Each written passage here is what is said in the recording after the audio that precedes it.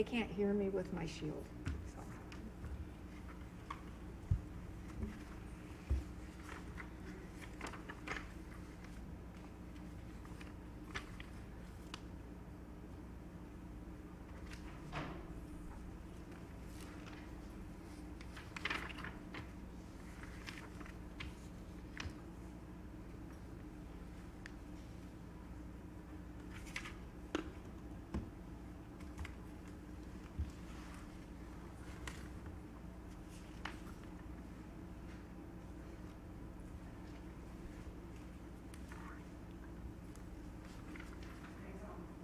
We're ready to go? Okay. Now. I said that before. Mm-hmm. So, okay. I'd like to bring the meeting of the Los Alamitos Unified School District back into open session. We originally started at 4 p.m. and at that time we had 2 workshops which will be updated in just a moment. But we went into closed session at approximately 5 o'clock. And no action was taken in closed session. So I'd like to start with the Pledge of Allegiance. And I think I'll have Mrs. Davison lead us in the pledge. Please rise. Put your hand over your heart. Ready to begin? I pledge allegiance to the flag of the United States of America and to the republic for which it stands, one nation, under God, indivisible, with liberty and justice for all.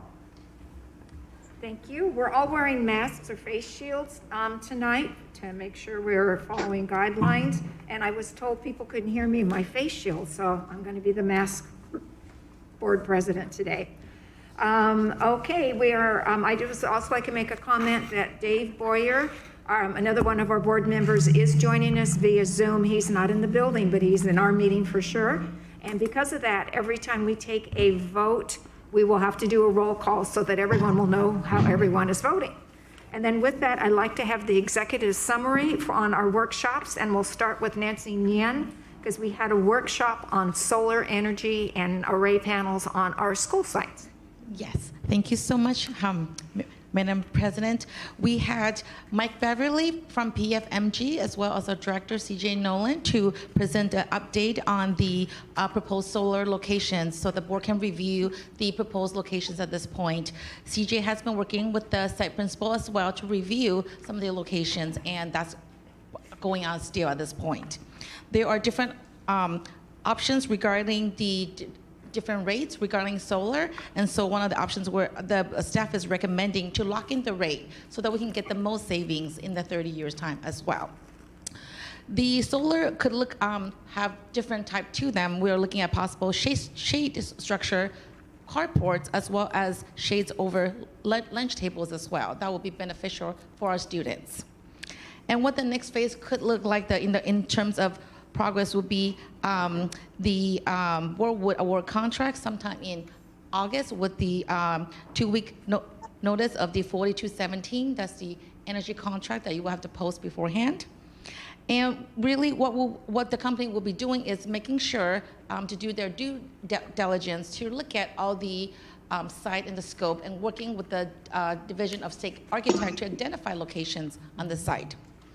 And the big thing that the staff will be focusing on, it will be the community outreach. Mm-hmm. So then that community would know where these panels will be placed at and given those information. So depending on what the school reopening could look like, so we will be making sure that there are a lot of opportunities for community to have that input. And our goal would be the layout will be completed regarding the design by November, December, and then the modulars will be, the solar panel modulars will be placed order by December or end of 2020. Because we do, the reason why we are pushing for this project at this point is so that we can get the rate savings that will be beneficial for our school district at this point. And that concludes my summary. Thank you. Okay, thank you. We'll definitely be getting more information on this, and it's like Dr. Nguyen did say, we will also be doing a community outreach because all of our schools are in our communities. And the next one we had, which should be everybody's foremost of interest right now, is that we had a workshop on the contingency planning and reopening of our schools. Mrs. Reed, will you please give a summary? Thank you, President Catuli. We spent some time updating the board on the results of our teacher survey on reopening schools. Last meeting, we shared with the board the results from our parent survey, so we looked at those results in tandem, and we were very pleased that our community and our staff are very aligned in much of their preferences, and so that gave us great faith and hope as we're moving forward with the reopening plans that we have similar interests. We also talked about the work that a remote teaching and distance learning committee has completed. So that's 52 teachers and administrators collaborating, really looking at 3 possible settings for the start of next school year: traditional setting, hybrid setting, and a remote setting. And the committee has decided to prioritize work on a remote setting. So we expanded our committee to 72 members, including 20 additional teachers, as we are vetting vendors for a comprehensive digital platform and curriculum. Something that was clear from our parent survey is that there will be a small population of our community that, regardless of the way we reopen our schools in the fall, will prefer a fully virtual digital platform. So we want to make sure that we have that available to our community, and also that we have time to communicate out what that platform and curriculum will look like, knowing that it's a complete different platform and operating system than we launched under emergency distance learning. We also shared the upcoming work at the committee, which also included a timeline of our work, as well as the work that's ahead of us in working with our special education teams, addressing the mental health and trauma-informed instruction, professional development planning that we have coming, and most importantly, the detailed planning modifications for a traditional school opening. So a lot of our survey results did indicate that close to 80% of our families were in favor of a traditional school opening if the flexibility in county public health guidelines allowed. So we'll continue to update the board at each meeting on where we are with our reopening plans and with our committee. Okay. Thank you very much, Mrs. Reed. It just really highlighted to me where I've had people say, well, what do the people in the district office do during the summer? The people in the district office during the summer work harder for those 2.5 months when there aren't any students on campus than at any other time. So I do appreciate everyone at the district office, all of their work towards getting LaSalle going strong as it ever has. Okay, we're now on to my board report, and I do not have any pictures or a PowerPoint or anything, and it was going to be really brief. The first thing I want to bring up is that traditionally in the month of July, and this is according to Ed Code, board members are able to give themselves a raise. We make like $280, I think it's $280 a month or something like that. Anyway, we don't make a lot of money, but according to Ed Code, in July, you can go ahead and give yourself a 5% raise. So if the 5 of us got a 5% raise, it was not going to impact the district that much. But we basically decided that this not need to come before the board officially, because we are not going to give ourselves the 5% raise. The state passed a budget, we're going to be passing a budget, but it's still pretty much up in the air.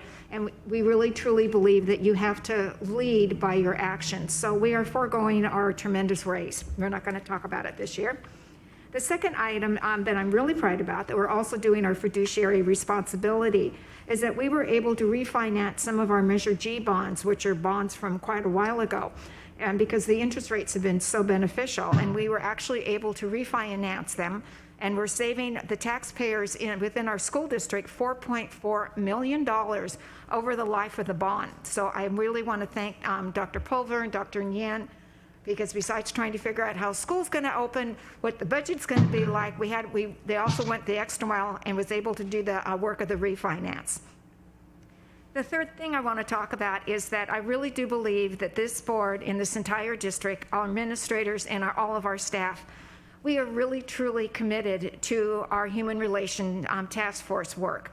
It's important to us. We want to do what is best, and we want to take it and go forward, make it better than it was, and improve what we're doing. I really truly believe that everyone within our school district is committed to inclusion, equity, and dealing with unconscious bias or conscious bias. We want to support people who feel like they're victims. We want to support perpetrators who are acting in a way that we may not find acceptable.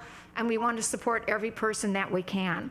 So we are looking at different ways to do that. But I just really wanted to say right straight out that I can speak for the board, and like I said, for the administration and all of our staff. We're here for students, regardless of, the whole list, regardless of the race, religion, their gender identity, regardless of who they are. We want to take all of our students and move them forward as individuals. We want all of our students to feel safe and secure and supported on our campuses.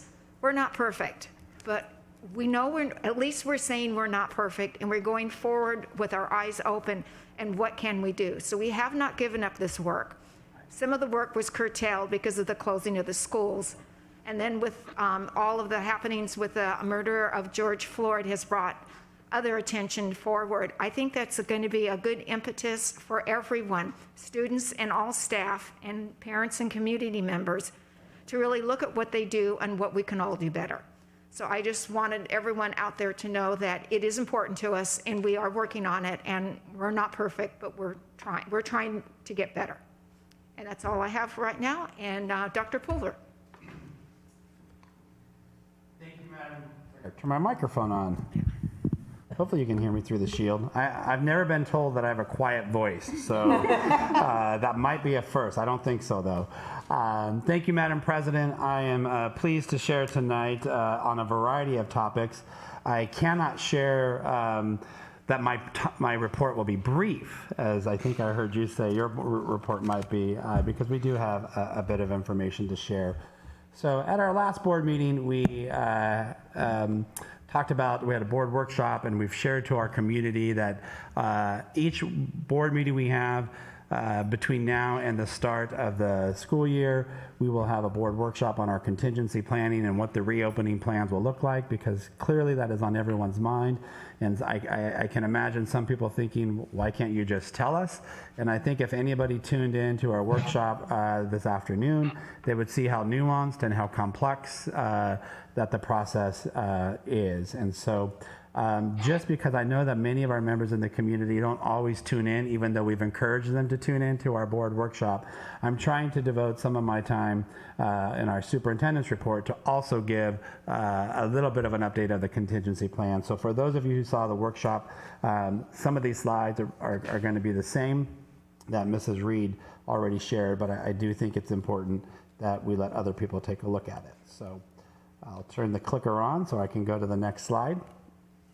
And so the first part really is, this is our second update on our contingency planning. And as you know, one of the things that we have shared is that, it doesn't want to move. There it goes. There's a little bit of delay in the clicker. At our last board meeting, we shared about the parent surveys that we sent out, both on our school calendars, which we now know our school calendar is starting August 31st. Staff come back the week prior. We'll be spending 4 days prior to the arrival of students for planning and staff development days to really make sure we can launch this new year off correctly in no matter what format that it looks like. So we, in addition to our parent surveys, we tried to mirror some of that same information, because as we're looking at the three different approaches of a traditional setting with certainly some modifications, perhaps a hybrid, or a remote learning, we also need to make sure that we can staff that appropriately, and that we have our staff that's willing to take a look at that. And so we have had 5,000 responses from our families, which is probably the most that we've received. And then almost all of our teachers, 337 teachers, also really responding to the teacher survey. So what we'd like to spend some time is to just overlay that those responses. This is not moving. Can you do the next slide? Doesn't want to cooperate. Thank you. So what you'll see, what's new, what wasn't presented last board meeting, is what's in yellow, as we tried to mirror that survey back that we asked our parents now with our teaching staff. And so in terms of if the ability through the guidance allows some flexibility in providing a normal traditional in-person setting with limited restrictions or some restrictions, our teachers are also really kind of reflecting the voice of our parents. 87% of our TK5 teachers said they would much prefer coming into a more traditional classroom setting. I think they found that the learning environment on a computer is very different from pedagogically and instructionally and developmentally at an elementary age as it is for a secondary student, and secondary in our district is 612. And so you'll see that there are more at the elementary level who really feel hope that might be an option available for them, and 73% of our secondary teachers, and you can see where it aligns with the parents. In terms of the remote setting as well, we have 13% of our elementary wishing, or if they had the option, to be able to teach remotely, and about 26% of our secondary students. One of the things we have shared with staff, if they were working remotely, is they will likely be working remotely here within their classroom setting or their school site. That's where all the instructional materials, the technology, the bandwidth, so that we don't have any hiccups with hotspots or things of that sort from a teacher lens. And so that also will pose some problems, perhaps, if you're teaching remotely, and now many of our teachers are parents themselves, and so how do they provide childcare for their kids? And so we recognize that, and that was what we asked a question about that as well. So the next question is on the hybrid model. And this was just if an in-person option only was hybrid, what would you prefer, hybrid or virtual? And so not that we're going to make sole decisions based upon what people prefer. We're certainly going to be rooted in a lot of different science and data and information, but it's still nice to know what the temperature is of our staff and of our families. So 81% of our elementary teachers would absolutely welcome coming into a hybrid model if they couldn't come into a traditional. And then if that was the case, 18%. So a little bit more if we're already going to go to a part-time, not see kids every single day. We see a little bit more elementary said, well, then fine, I think I'd rather just teach in a virtual setting. And at the secondary level, you actually see the virtual setting drop down. They would be more open to a hybrid than elementary. So I won't read all of the stats there because they're there, and we talked about them at the last board, at the workshop. So I'm just trying to give a cursory overview. Did I miss a slide? This is really not. Can you go back one? Okay, go to the next. Sorry, our clicker's not working here. So we really want to talk about childcare issues because I think that is the other overwhelming. 55% of our parents have said that if kids aren't in a traditional setting, they are going to struggle with finding childcare. They're either going to need to do it in a private setting, use the district for childcare, or they're just going to leave their kid unsupervised because they don't have another option. And about 37% of our staff said the same. And so our concern is we've been able to provide childcare for our families and for staff if they were interested in doing the parent paid program when schools were closed. But in a hybrid model, every single classroom is utilized. So I'm not sure that we have the physical space to be able to provide that. So there's a serious concern that I think we have as well about having several students be unsupervised if we were in anything less than a traditional setting as well. One thing is for certain, we absolutely know we will offer a virtual program for any family member or student or parent who wishes their child to be in that. And then it's really what will the in-person program look like. The in-person will either be more of the traditional where social distancing may not be able to be applied, but other precautionary steps can be applied, or a hybrid model.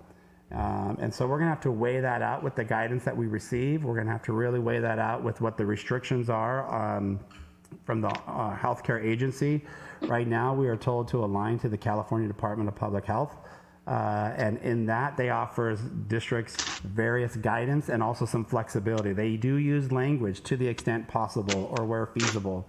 And so many districts are really trying to weigh out what is to the extent feasible or where practical when you look at so many myriads data points, not just, so obviously just the inequity in learning that has occurred during distance learning last year, the learning loss that has occurred for so many of our students, particularly students who struggle, particularly students, we've talked with many families of students with special needs who have concerns about their regression and really begging that we find some type of in-person program for them. When you take a look at the level of anxiety and depression that has occurred, the lack of socialization, American Pediatrics, and I'm not sure which group, but a political article had just shared that they actually think keeping kids at home could be more detrimental than sending them to school, and even has some concerns with face masks, because so much of developmentally for elementary kids particularly is just the nonverbal communication that we do that we would lose through face coverings, and yet we're not saying we're not doing face coverings. This is just all information we have to weigh out as we take a look at these options. In addition to, again, the overarching number of students who could be left unsupervised. And so we're going to have to counter all of that data to really make a measured and thoughtful approach to see in terms of what in-person model we will be doing. And so time will tell. We have more time for that to occur. And so some of the other things that we've shared is we've been having a committee that is pretty robust committee. It started out with 50 and it's now grown to 70 as we're looking at curriculum. So we've looked at, as we know, we'll have a virtual program. We are looking at various vendors to take a look at what virtual programs, curriculum we could adopt. So they've met and taken a look at 3 last week. They have 1 more virtual vendor presentation this week. Next week, the leads of the committees on virtual schooling will be meeting to really analyze all of the results, the survey results after the teachers on the committee, the 70+ people, have taken a look at the curriculum. And then on June 30th, the subcommittees will be really making a final ranking survey data. Maybe we can distill that down from the 4 to 2 or so. So that by July 7th, we hope that we'll be able to have a vendor selected. Again, this is for the remote learning portion. And then we continue to work, but we'll be really intensifying the traditional and/or hybrid committee meetings planning in July as well. And I know various districts are looking at various models under that as well.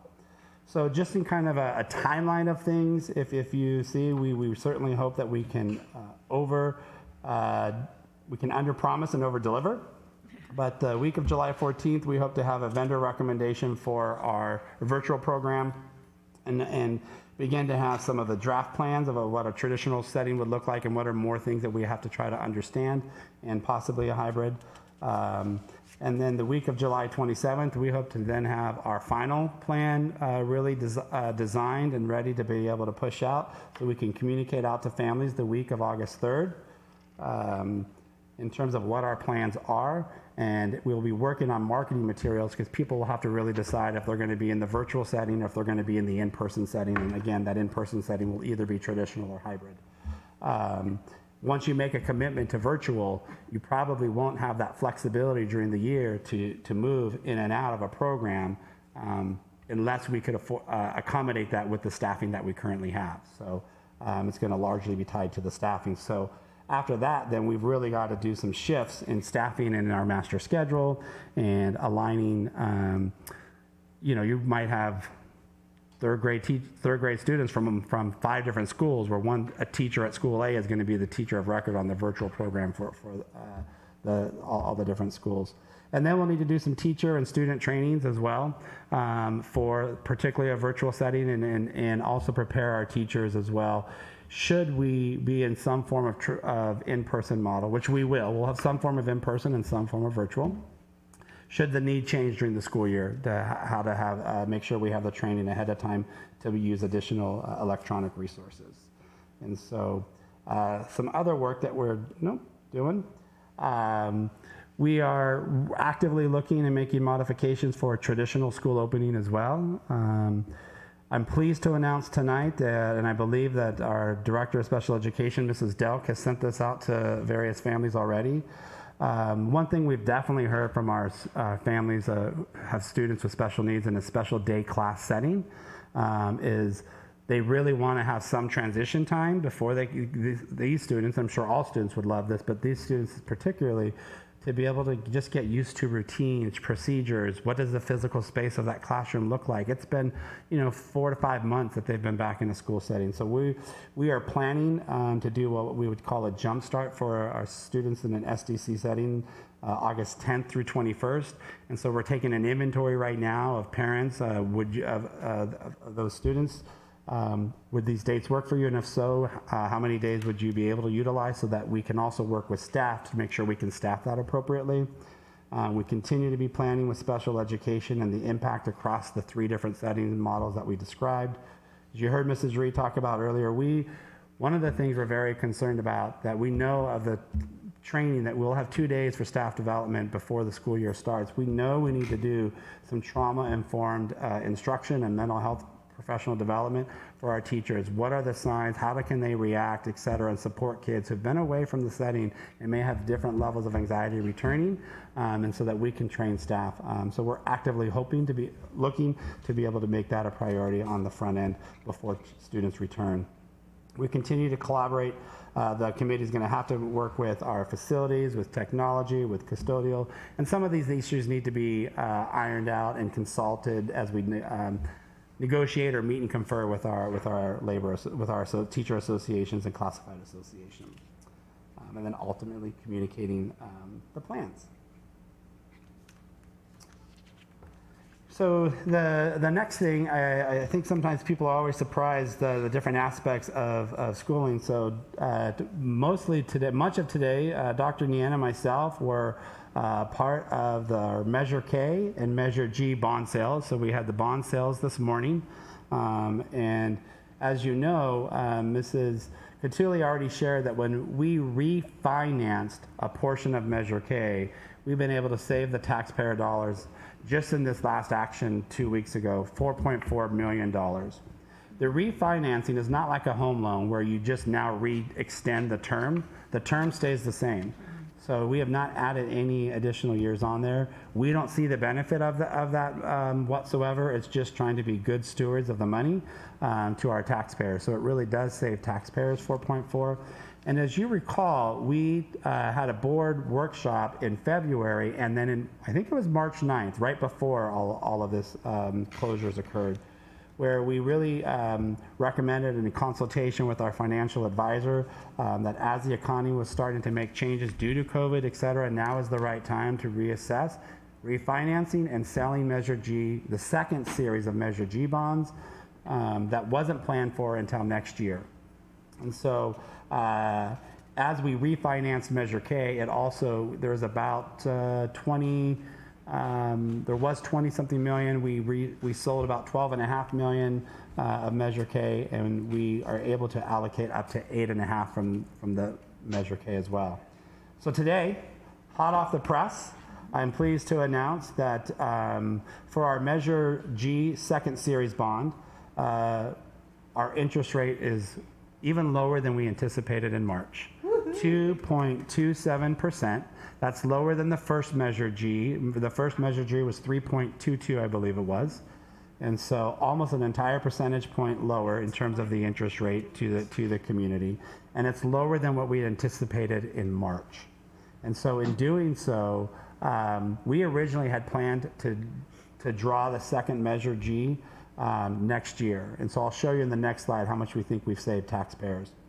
So then after the Measure G, about an hour afterwards, we went ahead and went out to sell our Measure. And these are competitive sales, so we don't know who's going to bid. They get all the bids. It's a blind bid until the bid is turned in. And so it's a smaller bond, 8.5 million, so you don't get as many, but we still had, I think, 5 people bid on the bond. And the winning bid was Wells Fargo Association for 2.57%, which is an amazing interest rate to save the taxpayers. In fact, it is, this next slide will share, when we passed the bond in 2018, and on the ballot, we had to assume a set interest rate, and it was assumed at about 4.5% interest rate. So that far column in the pink is what we had assumed issuing $39.5 million of Measure G bonds next year would have cost taxpayers $89 million. In March, when we had our board workshop, we showed you the middle column. That middle column is what we thought used the interest rates in March. We would have been able to save the taxpayers. Come on. Next, can you do next? We would have saved the taxpayers just shy of $24 million by doing this, by doing it a year early at the time when interest rates are lower. And today, at our interest rate of I think it was 2.7, did I say? 2.27. Next slide or next transition. We have been able to save the taxpayers almost $30 million, $29.8 million from what we had originally projected back in 2018 when this was on the ballot, simply by taking it a year earlier and doing at the lower interest rate. In fact, I don't know if you noticed, because it's pretty hard to see, but you don't see any dollar amount on year 30. in this new plan. And that's because we've been able to shorten the term of the second series of Measure G to 29 years instead of 30. And so the lower interest rates really has been smart for us. Again, this is not something we yield. We don't get any more money for construction or any more bond money from the community. It's a $98 million bond, or 97, whatever the exact amount was. I think it was 97. So we don't get any new money. This is really just saving the taxpayers over the life of their, think of it as like the life of your home loan. So we're really pleased to share that, and we will be working with our financial advisors and at some point trying to send out a press release to make sure the community knows we've been good stewards of their tax dollars. Oops, boy, that went too quick. And then the last thing I just wanted to kind of talk a little bit about human relations, and that certainly was a focus of our board meeting last week, 2 weeks ago, I guess that it was, and really appreciated hearing from various members of our community. I know all of you did as well, and from our students, our high school. I'm really pleased that Mr. Velasic, along with our counselor Jody Hutchinson, our psychologist, oh my goodness, I'm losing her name. Jody, I've already said, and then our school psychologist that also helps with some of the mental health, Christine Morris. Goodness, I apologize, Christine. And then obviously for Danielle Nava, who really actually gave us the idea to maybe try to create an environment where we could have some listening circles with students. And so Mr. Velasic sent that out to students and to afford them that opportunity. We wish more students were willing to do so. I think we only had about 4 students take us up on that offer, but we definitely know we have more plans to do this, particularly as it gets closer to the start of the school year. What I really appreciated is, as I shared at our last board meeting, sometimes the messages are hard to hear, but I think we have to have some uncomfortable truths to help us get better. And so while many of the messages that I heard from various individuals, there are 2 that probably stood out in my head more in terms of really getting us thinking on a deeper level. So one of them was by Angana, who after the board meeting said, Dr. Pulver, in your own words, you just shared that it wasn't on your radar to really have a statement about Black Lives Matter and the incidences that was going on in society. And then it wasn't until a teacher reached out to you and she said, by your own admission, that's why we need people of color, is because they'll give you a different lens that, by no fault of yours, perhaps, because I think she knows my heart, but that having people of color in different positions throughout the district give you another lens to help you think of that. And that certainly resonated well with me. I think that was a very fair statement, and I think we've always believed that, but I think it comes to a deeper realization when that really illustrates itself well. And then another was a parent who really shared some instances that happened at different places. And she said, you, as a district, you made safety a big priority in previous years, and you really focused on active shooter training. You made sure that every single staff member was trained on active shooters or violent intruders, whatever words you want to use. And yet you still haven't made that available for every single teacher about unconscious bias. And I think that's a very fair statement. So we know, and if you tuned in last board meeting, that we had unconscious bias training, we had implicit bias training, and culture relevant pedagogy as staff development on March 20th. That was slated for our staff development day. We were not able to take advantage of that due to the closures that began on March 16th. But even so, that wouldn't have been every single teacher or every single staff member. I think they were very popular workshops. We had the Dr. Howard's that was from UCLA, and his team was going to be providing that training for us. But I couldn't agree more that we've got to find a way to ensure that we train every single staff member. And so that is my commitment, that we will be working on that. I've already talked with Mrs. Reed that even if we have to forego looking at our planning, we can have 2 hours of in the beginning of the year of a planning meeting with all staff, that we may have to kind of do a rotating 2 hour to provide some level of unconscious bias training. I don't think 2 hours is enough, so please make sure you hear that. That was the initial training that Dr. Howard's group was going to be doing at Los Al Connects. And so I do think that that's really important, and that we're going to have to provide space for that. So Mrs. Reed is already exploring that option with Dr. Howard to see if those dates are available. I mean, we're talking the last week in August, right before school starts. But if not, we will find other ways to do so. The way we did our other schools when we had the violent intruder, we paid teachers 2 hours after school and we trained them all in that. Again, I don't think that 2 hours is enough. Some of the trainings are even longer than that, but it might need to be a series of things. And so that certainly is an ongoing commitment that we have. And it's a commitment we had prior, but it just, I think the sense of urgency also is a little bit different. And when I hear that, when that parent said that in her email, it just really resonated with me. You're absolutely right. We did that. So I think if we could do that for active shooters, we should absolutely be able to find a way to make that commitment for unconscious bias training, and certainly others. And so the other work we've been doing with our facilitator, and as you may well know, the Human Relations, it was initially called the Human Relations Task Force, but Danielle and the task force has been spending last year, really towards the last meeting, saying, you know what, I don't want to use the word rebrand, but the task force sometimes seems like it's accomplishing one thing and then a task force gets disbanded. So it's like more of a smaller amount of time. And so the recommendation from Danielle and others on the committee was that we should really call it more a Human Relations Advisory Council. So it's going to take a while for all of us to change that nomenclature in our heads, but it's really about an advisory council.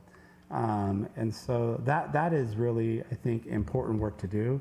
But I think a lot of our frustrations, I'm not alone, I know parents, I know students, and I know staff, is the speed in which some things get, and we are a government system, and why we think we try to move fast in some areas, we know that we need to do more. And so one of the recommendations that we've been consulting with Danielle is at some point we do need to have some of this work needs to start to be owned internally as well. And so we've been talking, we think one of the bigger areas, even as we're going to talk a little bit later about ethnic studies, that's a course at the high school. Well, we can't wait till 9-12 to really tackle this. That we do know we need to take a look at culturally relevant pedagogy, instructional practices, curriculum and resources, etc. And again, while that was part of our staff development training, we didn't get the ability to do so. But I think we need to have a district TOSA of some sort to be able to help us really from a curricular lens on this. And so I've talked a lot with Danielle as well, and she agrees. And so I want to just, I talk with the board, and I think one of the things I firmly believe is, how do you communicate your priorities? Well, it's more than just what you communicate on a one sheet of paper. It's also about how you spend your time and how you spend your money. And I think that's true in life in general for all of us in terms of what our priorities are. And so even though we are facing some budget situations that we have concerns about, how can we find a way to continue to support this work? And so we've met with Danielle. We'll be continuing to work with her next year. So we'll be looking at a future board meeting to extend her contract, but really to kind of try to make some shifts. So we might reduce some of the hours that Danielle is working for us and add some of that allocation of dollars to what I'm pleased to announce tonight, to a 60% TOSA that will also really help us with our teaching and pedagogy and coaching. And so I have talked with our association president, let her know that I was going to be making this recommendation to the board. And I know it seems weird to be adding a position, and even in this case, a part-time position, while we're in different staffing situations with the budget, but I think this is really important work. And so what that TOSA position will be called, whether it's a TOSA of diversity and equity or what, we'll iron that out a bit more. But we will be looking to have that work in consultation with Danielle Nava, who is our human relations consultant as well. And so I'm really pleased about that. That is an additional resource that can be helpful to all of us. So thank you. I do think that the board really, if you say this is your priority, that you allocated it there as well to continue the work with Danielle and to add another position of a 60% TOSA. And so I'm excited about that. Also, I really believe in addressing kind of these rumors or things. I don't like to hide or shy away from them. So there's been this, which is almost sad, because I think this board and I think we have been very diligent about trying to be honest about the work that we need to do with human relations, and have been really open to the community when they've had feedback for us to how to get better. And yet there were some in this community just this past week, just this past day, who are trying to spread false misinterpretations. Why is your board meeting suddenly now public? Are you trying to discourage people from being able to communicate to a board meeting? Nothing could be further from the truth. This board has been committed to making their board meetings public. We had, even when schools were closed, our 2 board meetings in March, you made it open to the public because you really believe that the people's business, we shouldn't close access to the public, it should be open.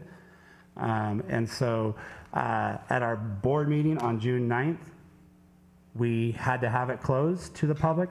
We were in a different stage in the state of California of the reopening plan. On June 12th, the state of California, along with the county of Orange, we are now in stage 3 of 4 stages for reopening. In stage 3, movie theaters, churches of 100 or more. We've been having our students outside practicing in modified workouts. How can we have our students have a modified workout, but we're going to say our doors are closed to the public to our board meeting? That just doesn't seem to make sense. And so our meetings are open to the public. It became available after June 12th, so I think some people are misquote what they consider a mass gathering. This is not, a board meeting is not a mass gathering. The mass gatherings are really like concerts, baseball, sporting events, etc. We definitely are well within that, and had nothing to do, absolutely nothing to do with any of the topics that are on this agenda. It has everything to do with being available to the public. That being said, we continued prior, when our board meetings were open to the public. We posted our board meetings on Channel 3, LoSal TV. We've made them available on when they were closed. We made them available on YouTube Live so that people could have live interactions and see the board meeting. We are continuing to do that. We intentionally, and when we're going to be talking about the ethnic studies course, I've never seen, and I've been in this district for 21 years, but I have never seen the board take an action item, or not an action item, take an item that was presented at a board meeting, and literally the very next board meeting asked to have that item on the agenda for discussion. So I don't think that we're shying away from anything. I'm really proud that the board has asked to learn more about what an ethnic studies course could mean for here, for LoSal. What have we learned from other districts, which Mrs. Reed will share as well. But I applaud you for the speed in which you are having this item. As we plan the agenda, normally this would be an item that the ethnic studies course would be an item we would have in our board workshop, because it really is the board trying to study something and go in a little bit more depth. But Mrs. Catulli really asked to have this during the 6:30 portion of the board meeting, because more people tune in to the 6:30 portion of the board meeting than during the board workshop. So I want to just acknowledge that. And then the public, if they choose to come here tonight to give comment, and I see that there will be some, I'm so proud of them for coming. We also made arrangements for social distancing. If we had an overflow room, that people could be in our training room and come in if they wanted to come and present. But we also received about 100 and just shy of 150 emails. And all of you received those emails. I would say 80% of them were a form letter from with a different name attached. Either they're a student, alumni, or a parent, or a student not part of our district, or a parent not part of our district. And yet there's nothing wrong with having a form letter either. We do that as well to our legislature when we're trying to get them to pass. But our legislators don't answer them individually. So for people to say that people didn't have an opportunity to give public comment is untrue. I think people misunderstand the portion of public comment. A portion of public comment is really for the public to give their input to the board. And many people have been able, obviously 150 people have been able to find a way to give their public comment to all of you, even if they weren't physically here present tonight. And so there are multiple ways that people can give their input. We are not hiding from anything. This is important work. We actually share the passion, we share the belief. I know there'll be some students potentially tomorrow rallying here at the district office, asking for ethnic studies, asking for us to hire more people of color, and for training for staff. And I actually agree with them. I'd be well happy to sit with them in part of that, because I don't think there's anything there that we wouldn't agree to. We've had a desire to do all of those, but I think the urgency is different. So with that, I am going to turn it over. I think we probably won't have a recess, and we can go into our community staff participation, and then you'll see the next topic is really an opportunity for the board to understand a little bit more about ethnic studies. What have we heard from a few other districts who we've reached out to? And what would the steps be if that was something the board wanted to give us direction to start working towards? Okay. Thank you. Like Dr. Pulver said, we usually have the recess when we have school presentations, and we aren't having any school presentations. So I have 3 cards, and I'm going to call them up in the order that I was given to them. And if I mispronounce your name, I want you to correct me, because if you don't correct me, I will always mispronounce your name. So there's hope in the future if you correct me. And the first person to speak is Nikki Ocampo. Yes, sorry. I'm sorry. Go to the podium. I'm sorry, I didn't say. And then we'll clean it in between.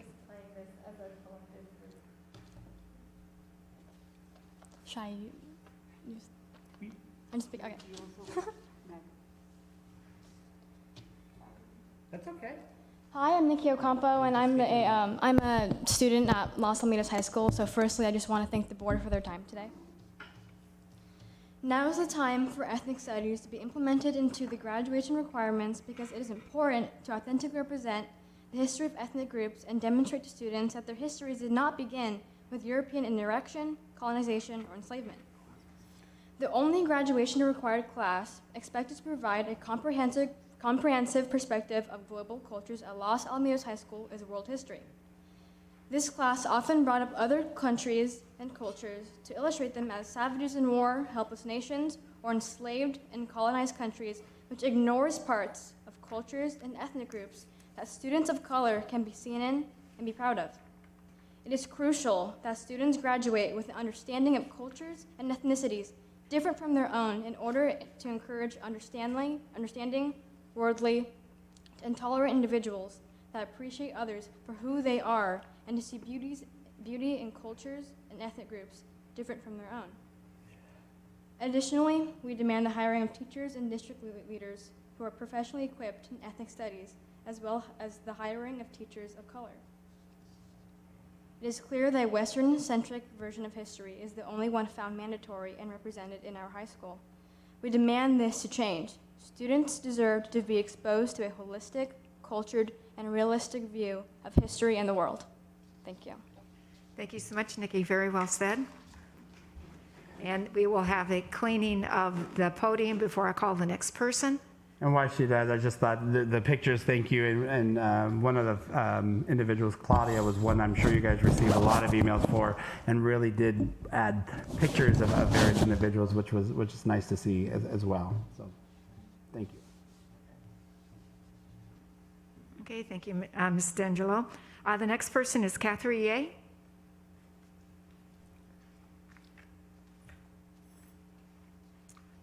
Hello, everyone. Or I'll leave it on. I'm here to thank you.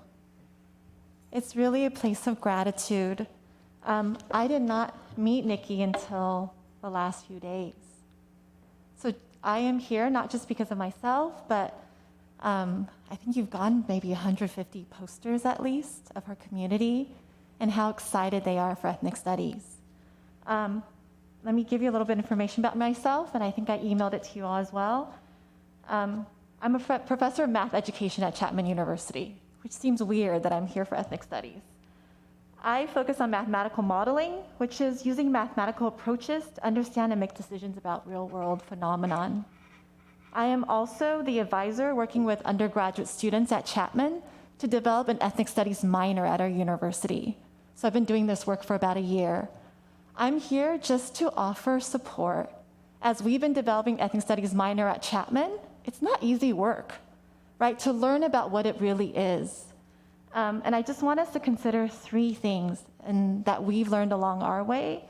One, how is ethnic studies defined by the district? I hope we align with the state's recommended definition.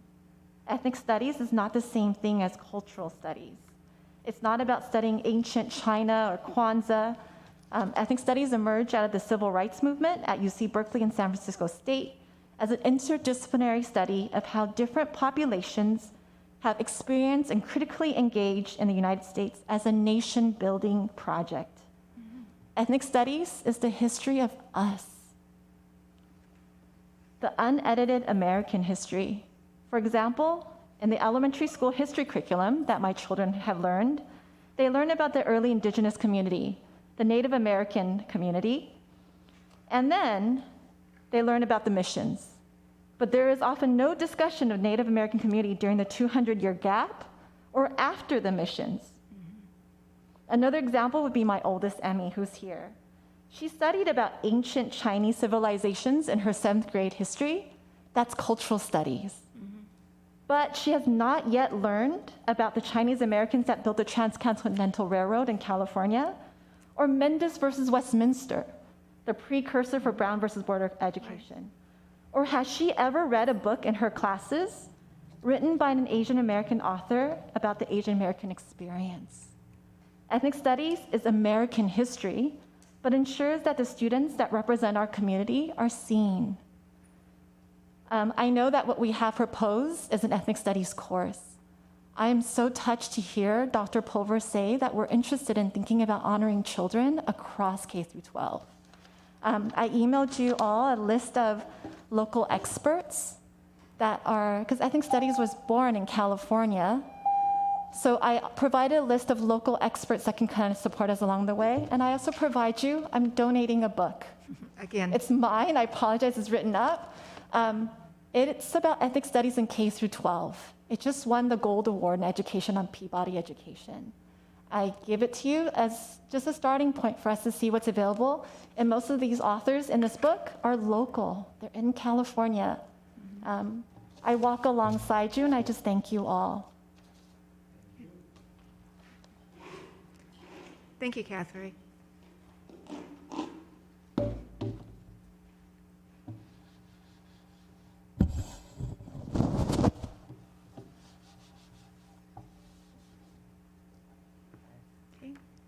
And thank you, Ms. D'Angelo again. Emmy Chen?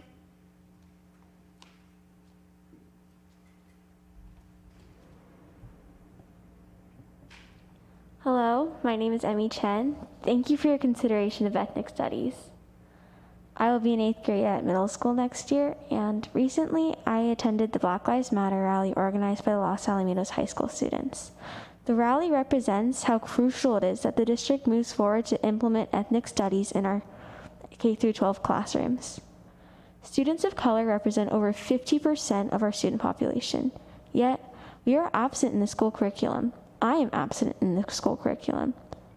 Until 6th grade, when we learned about the Japanese internment camps, none of the school curriculum talked about the contribution and struggles of the Asian American community as part of U.S. history and American community. We are an integral part of American history. Chinese Americans lived in California since the gold rush and built the Transcontinental Railroad. We are the first group to have an immigration ban, the Chinese Exclusion Act. Knowing the history of racism in America against Asian Americans is particularly important today. Anti-Asian sentiments are higher than ever.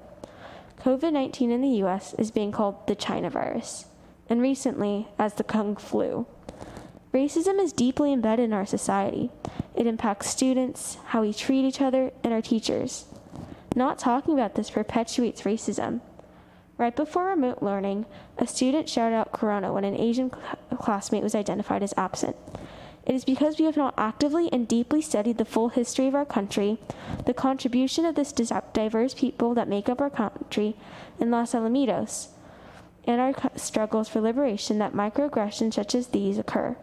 Our country is hurting. People are divided. Students returning back to school in the fall will feel confused and in need of support. Curriculums that help us come together will be necessary in K-12 classrooms. We see protests for Black Lives Matter occurring around the world and in our own community. At home, I'm reading Stamped and From the Beginning to make sense of anti-Blackness. I shouldn't have to figure this out on my own. We should be learning this in our schools and classrooms. We need to integrate ethnic studies into our curriculum. We cannot be better together without learning about each other, our histories, the struggles, and our collective movement for equity. Thank you for listening. Thank you so much, Emmy. Well, again, well said. I'm always touched and impressed when we have students who come and address us.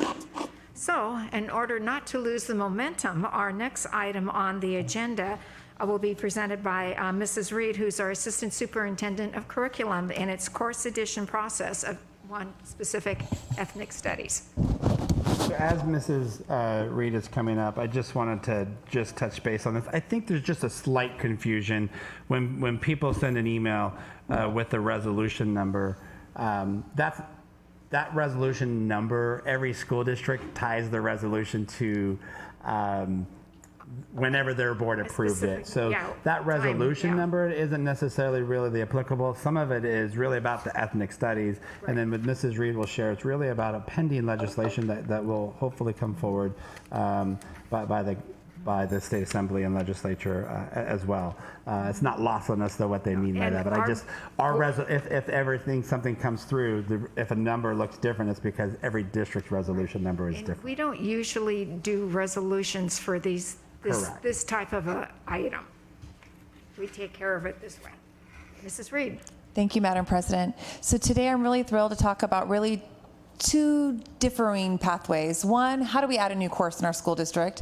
And then additionally, when we're hearing recently about AB 331 and ethnic studies, what are districts around us doing, and what would our plan moving forward, and some examples of what other districts around us are doing, and how would that be impacted by how to add a new course? And so really, I'm gonna start by really just addressing the pathway to adding a new course. So I'm going to be touching on our current board policy 6143, as well as the process for curriculum change at Los Alamitos High School.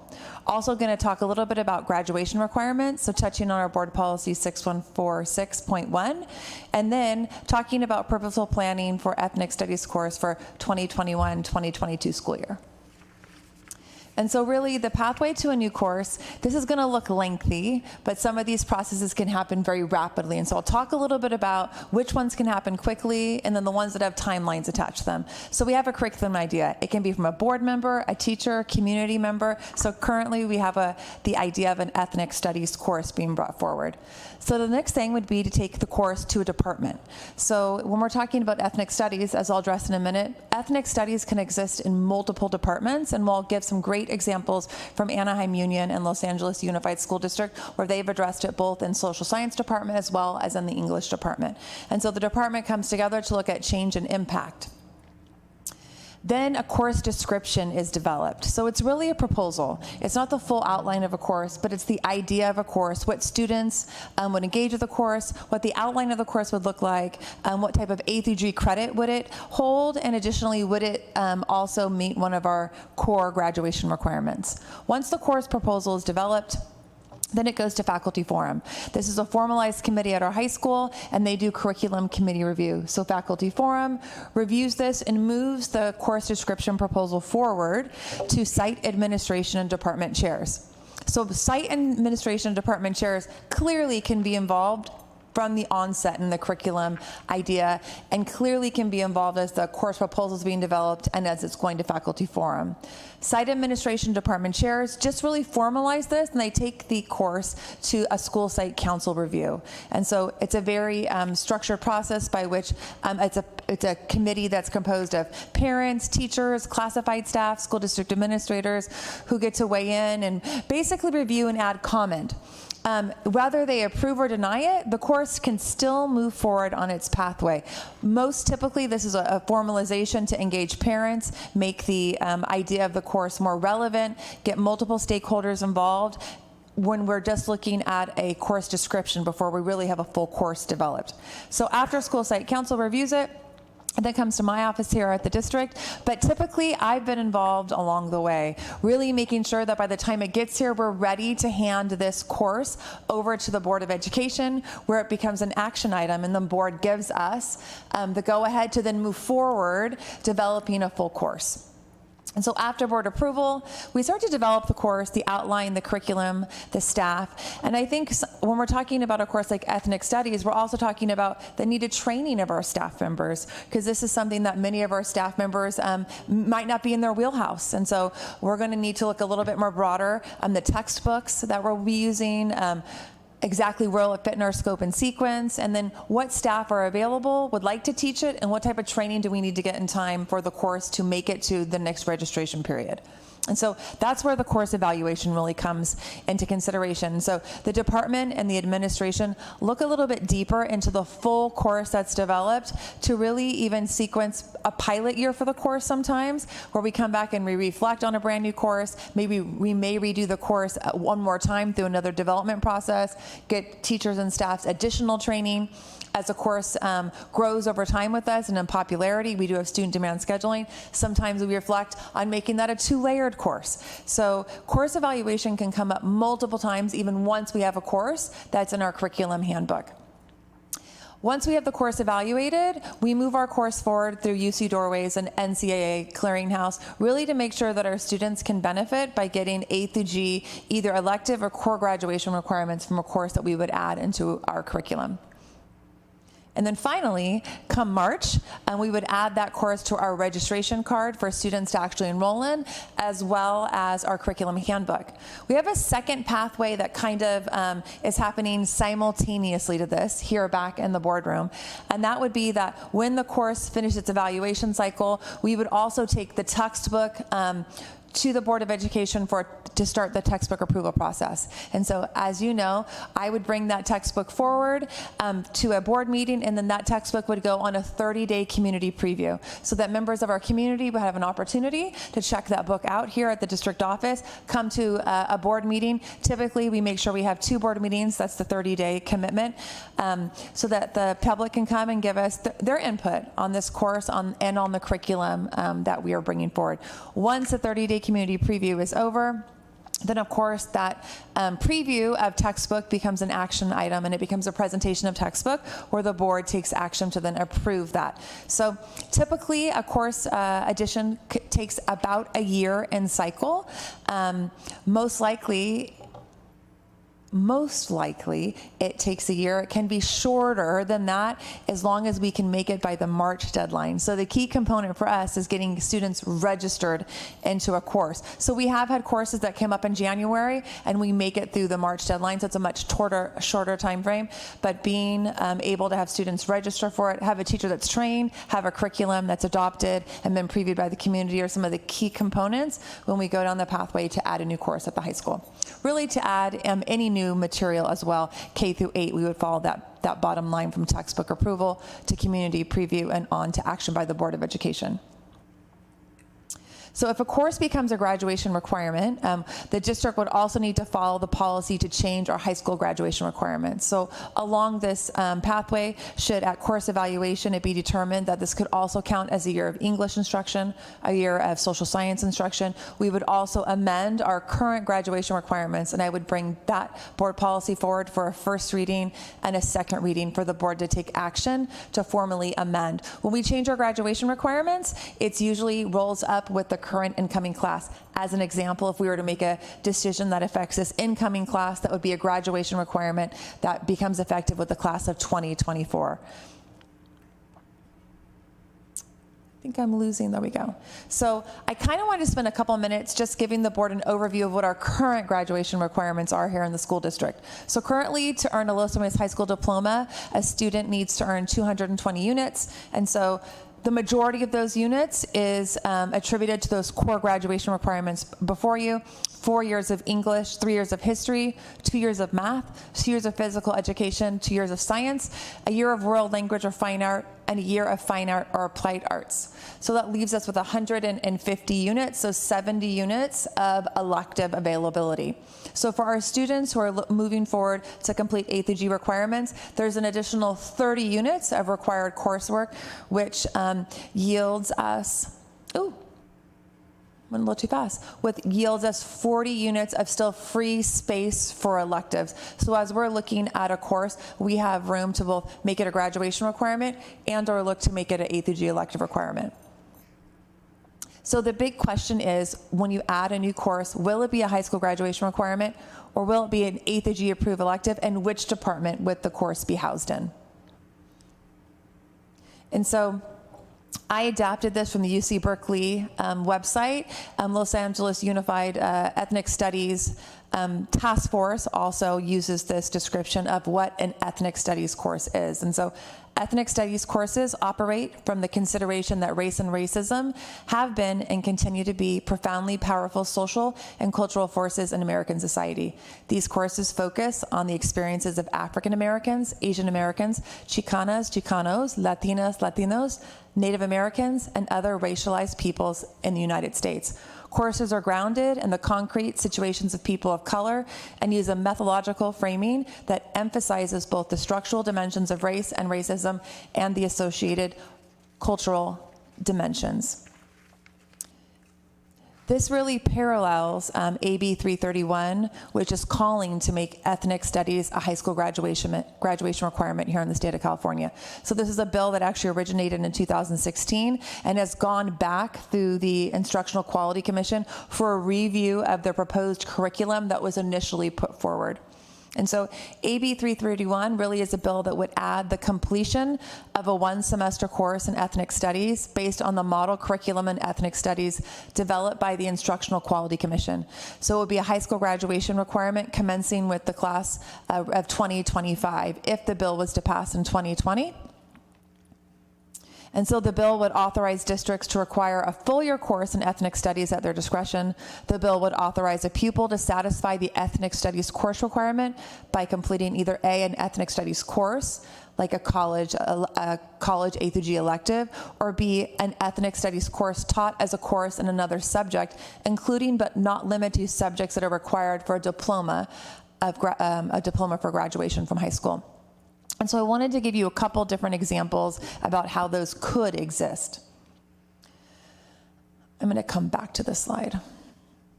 And so one of the examples, this is from Anaheim Union.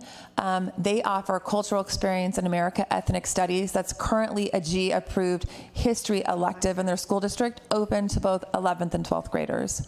So it's a long course description, but students still would take their 3 years of required history, social science, world history, U.S. history, civic and economics. They would choose this course as an addition with those free electives that they have available in their graduation requirements. Another example is from Los Angeles Unified School District, and they have a course, Literature of Minorities in America, that actually fulfills a high school graduation requirement. So it fulfills B, an English course, when we look through A through G. So in Los Angeles Unified, this suffices the English 3 requisite of a high school graduation requirement.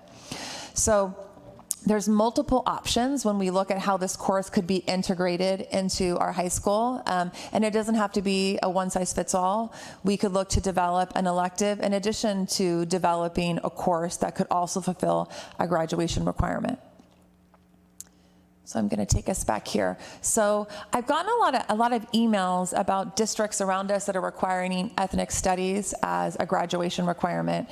And I think there's some misinformation, and I was definitely misinformed before digging a little bit deeper into the information. There are multiple districts that offer cultural studies classes, and I think that's what Dr. Ye was referring to earlier, but currently in Orange County, we haven't found a district that's offering a ethnic studies course that's a required graduation course currently. Multiple districts are in the process of adding that as a graduation requirement. So we actually did reach out to the assistant sup of ed services at the county level, and so she was going to be doing a reach out for us to all Orange County school districts, just so we could look at the path that they've taken, practices, curriculum that they've viewed as well. But we did call and make contact with multiple local Orange County school districts. So this isn't an exhaustive list. This is just neighboring districts that we reached out to. So currently districts offering an A through G elective: Anaheim Union High School District, Santa Ana Unified School District, and Garden Grove Unified School District. All three of those school districts looking to make it a high school graduation requirement, but not currently. And then we reached out to Brea Olinda, Newport Mesa, Irvine Unified, Huntington Beach Union, Capistrano, and Saddleback, currently not offering, but almost everyone currently doing the same work that we're engaging in, and that is looking to expand courses that they offer. And so many of them said, share with us the process that you go through, what you learn along the way. So I think this is work that many in the county are currently doing to really expand the offerings that they offer, not only to their high school students, but also to their K-8 population. And so possibilities and next steps for us would be to begin the process with the high school to introduce an A through G ethnic studies elective course, a semester or a year-long course in history social science. Another possibility or next step could be to meet with English and history social science departments to research opportunities to include courses that meet high school graduation requirements. So the example that we gave with ethnic study literatures, or we've seen some school districts, not in Orange County, but as we looked into LA County a little bit further, who have been able to find ways to include it with world history and US history with an ethnic studies lens and focus. So I think that looking into both of these possibilities is what I would personally recommend, knowing the type of students that we have at our high school, highly competitive. They want the best possible college experience. So I would think we'd want multiple ways to make sure we offer this opportunity to our students. One, as a way to do it through their high school graduation requirements, and another to also offer additional opportunities through A through G approved electives in really multiple departments when we're looking at the possibility of an elective. Could you share a little bit? I know you and I have had a lot of conversations on this. The pros and cons of whether a course is a semester or a year long, because it does have ramifications for students that I think it's really important for people to understand. So could you elaborate a little bit on that for everyone? Absolutely. So our recommendation would definitely be looking at a year-long course, not only for just the depth and course of study that a student could have, but also for an A through G elective, or most A through G courses that need to be 10 units from the same area. So for example, we offer many fine art courses that are only a semester long. If you take one semester of 2 different fine art courses, that doesn't meet the A through G fine art requirement, because it needs to be a year long in the same study or focus. So to make the course I would say more appealing for the requirements of checking off your A through G status and making sure that you had an elective that met multiple purposes for a student, we would recommend a year-long course. Also, as a high school graduation requirement, all of our graduation requirements are year-long and compile from a semester A and semester B working together. I have, so it sounds as if the process would almost be a year-long in planning, and it wouldn't be instituted for this next year, but most likely instituted for the next year. So, yeah, that's it. I think it'd be very difficult at this time. We ended our school year on not a typical time. Students are unaware of the class. We don't have one developed, we don't have curriculum adopted. And I think that in particular with ethnic studies, and this being the first course that will touch on diversity on our campus the way that this one would, we'd want to make sure that we're getting training for our staff and doing it correctly. And I mean, you can hear Dr. Ye shared, they've been working for a year and working with local experts. So I think to purposely plan, it would be something that would be available for students during the 21-22 school year, and that would give us plenty of time to work with our departments and potentially have multiple offerings to offer for the 21-22 school year, potentially a high school graduation course and elective courses. Marlis, did you want to have a question? Yeah. So I know that our English department, after what was instantaneously after the letters and the Instagrams, got together on a Zoom meeting, 17 teachers immediately. Some of them had been, they were named in the Instagram posts, still wanting to know what they can do to bring about change and how they can get the conversation going and how they can be educated on all of this.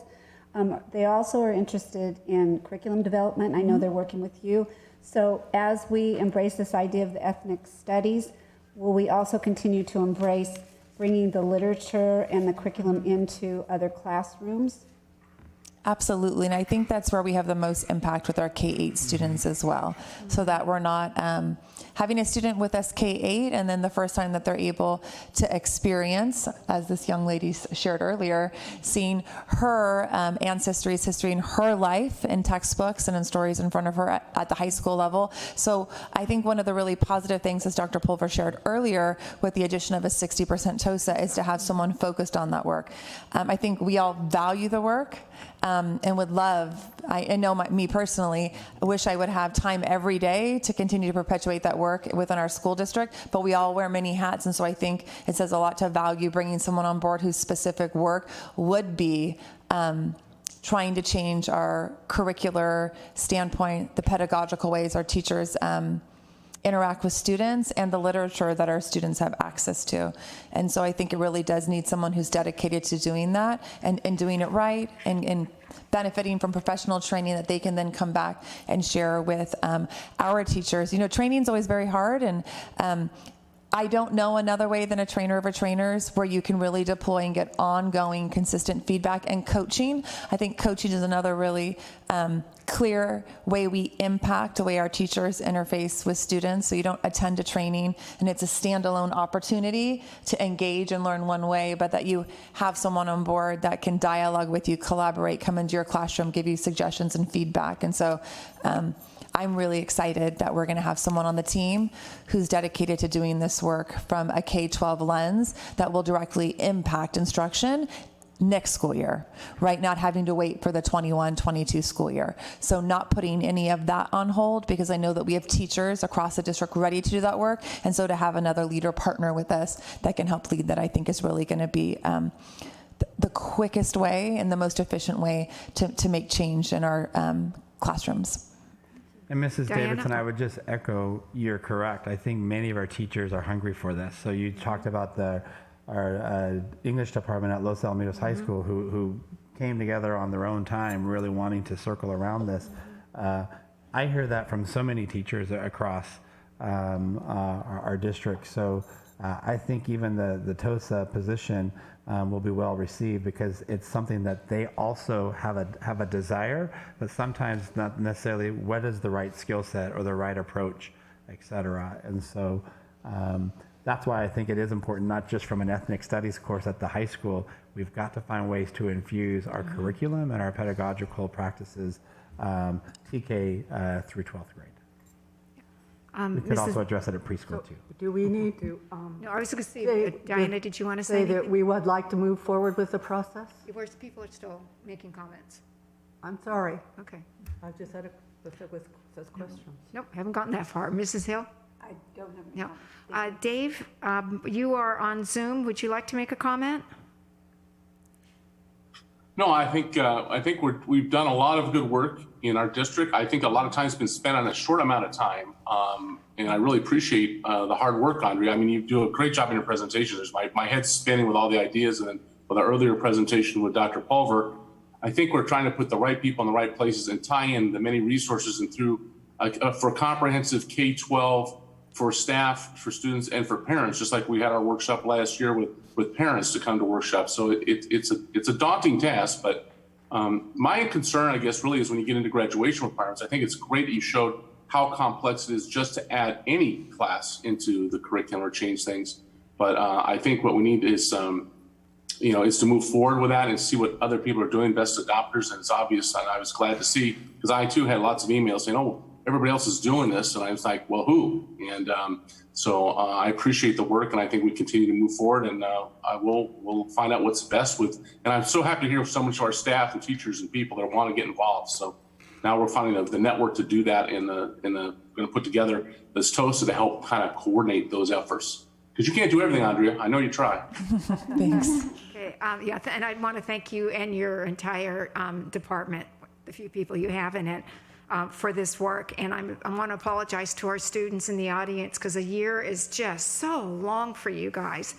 But with our other plans, we'll be able to support other courses so that the diversity of the world is brought to LaSalle. So I'm assuming, do you need official comments, or you got everybody saying they support this, so you have our direction? We would like to, just to confirm, and I think we have it, I just want to make sure. Again, our approach, we believe our recommendation, as you heard Mrs. Reed share, is to really take a look at it from two different approaches. So it's almost like two different courses. So you're going through that process that Mrs. Reed just described twice. One's from a social studies lens and another from an English or a literature lens. And it will also give different options for students to be able to fit different things within their schedule, who still has a passion for this. And then if it does down the road become a graduation requirement, it gives us the more flexibility within that. So we actually are recommending kind of taking the approach and starting to work with high school teachers and departments, both in the English and in the world history, in the social studies department. Okay, do you need a more specific direction, or do you feel like you've received direction from the board? I think we've got great direction. Great, all right. Thank you. Thank you so much for your presentation. Okay, now we're on to some really fun stuff. Dr. Nguyen, would you like to give us the presentation for our 2020-21 fiscal year, our budget?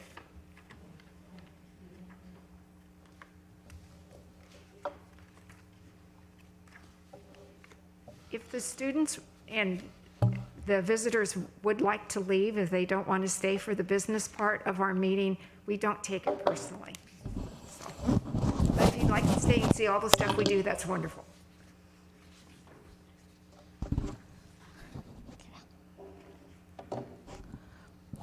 Well, good evening. We're here today to present on the proposed 2020-21 adopted budget. As you can have seen, there's a lot of information now on the different access, CSBA, CASBO, on the different proposals of the budget and what is being developed at this point. And so here we have some information. They are kind of taking you back to what was proposed back in January. We're going to take you to May revised and what the legislative budget. And we know that a deal has been reached, but all the details are still being emerging at this point. So kind of wanted to go through those at least. And then when we have the information, we'll be bringing these slides back to the board and put those information on. I think it's a good way to see the information and then compare what we are tasked with at this point. So regarding to the 2020-21 general fund revenues, if you can see back in January, the overall for the budget is 151.6 billion. And May revised, it dropped dramatically to $119.4 billion. And in the June 12th legislative budget, it was up $139 billion. So as you can see, with the COVID, things dropped quite a bit. The legislative is what they're trying to do is to make sure that education is protected, that there could be more deferrals, but at least money is promised to us. And so with the 2021 Prop 98, that's a K-12, K-14 spending, our revenue also significantly dropped as well, from $84 billion that was proposed initially to the May revival of $70 billion to now $78.5 billion with a caveat, with federal aid. And without federal aid, it would drop by $5.9 billion to $72.6 billion with federal aid at this point. So the issue is this: if there is no federal aid, the deferral they're proposing currently is significant. The June deferral will be to July. That's already for current year. So this month, the payment are not coming in. They're coming in on July 15th. May of next year would be received in August. April would be received in September. And then March and October and February payment will not be received until November of 2021. That's 45% of our income that will be deferred already at this point. That is very, very significant. Our initial budget was at $79 million for our LCFF base. So if you use $79 million, 45% defer is $36 million. That is extremely, it's a lot of the deferral at that point. So just want to make sure that these solutions also requires a lot of cash flow to have a positive cash flow as well. So that's something that we want to make sure that we address with the board. And so then you can see that. And then, so as I talked about, so all the deferrals, timeline, and those are being released at this point. So we'll talk about that, or once we get those, the information available. Regarding special education, Governor was proposing a $645 million base for the AB 602. And in the may revise that continue, but the legislative budget that was proposed changes a little bit to $545 million with $100 million for low incidents. For these categories, we are projected an increase of budget of about $800,000. There's also the learning loss mitigation grants, the Federal CARES Act relief, and the Governor's Emergency Education Relief Funds. So initially, back in the May revise, it was proposed that it was based on the concentration portion of the LCFF supplemental / concentration. Unfortunately, under that model, our district would not receive any money because we don't have any students in the concentration portion. What the legislative proposed was actually funding for all school districts based on the LCFF funding formula. So we are happy if that's the case that's being proposed. There are three pockets for that. You have the base, it's the LCFF base, which is about $1.3 million. That's what we're projecting right now, and $1.8 million for the exceptional needs, and a $1.4 million for supplemental students that are eligible in our district. So this would total about $4.5 million. So these are the information that we're hearing currently. And the money could be used for four things. It will be student learning support. Number two, will extend instruction time for students. Number three would be additional core academic support for students. And number four would be additional technology needs, mental health, professional development, student nutrition for all staff and students. So if we were to receive this money of about $4.5 million, that will offset some of the additional expenses that we have either incurred or that we will be incurring for the new fiscal year. The next one is the Federal CARES Act, the ESSER funds to school district. We are projecting to receive about $304,000. So that one we think that more likely is going to happen.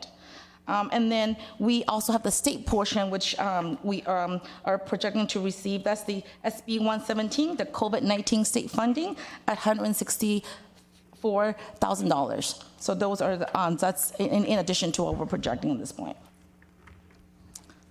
And Dr. this, Nguyen, yes. can I ask a question? Yes, of course. So with this additional funding, one, you began talking about the deferrals.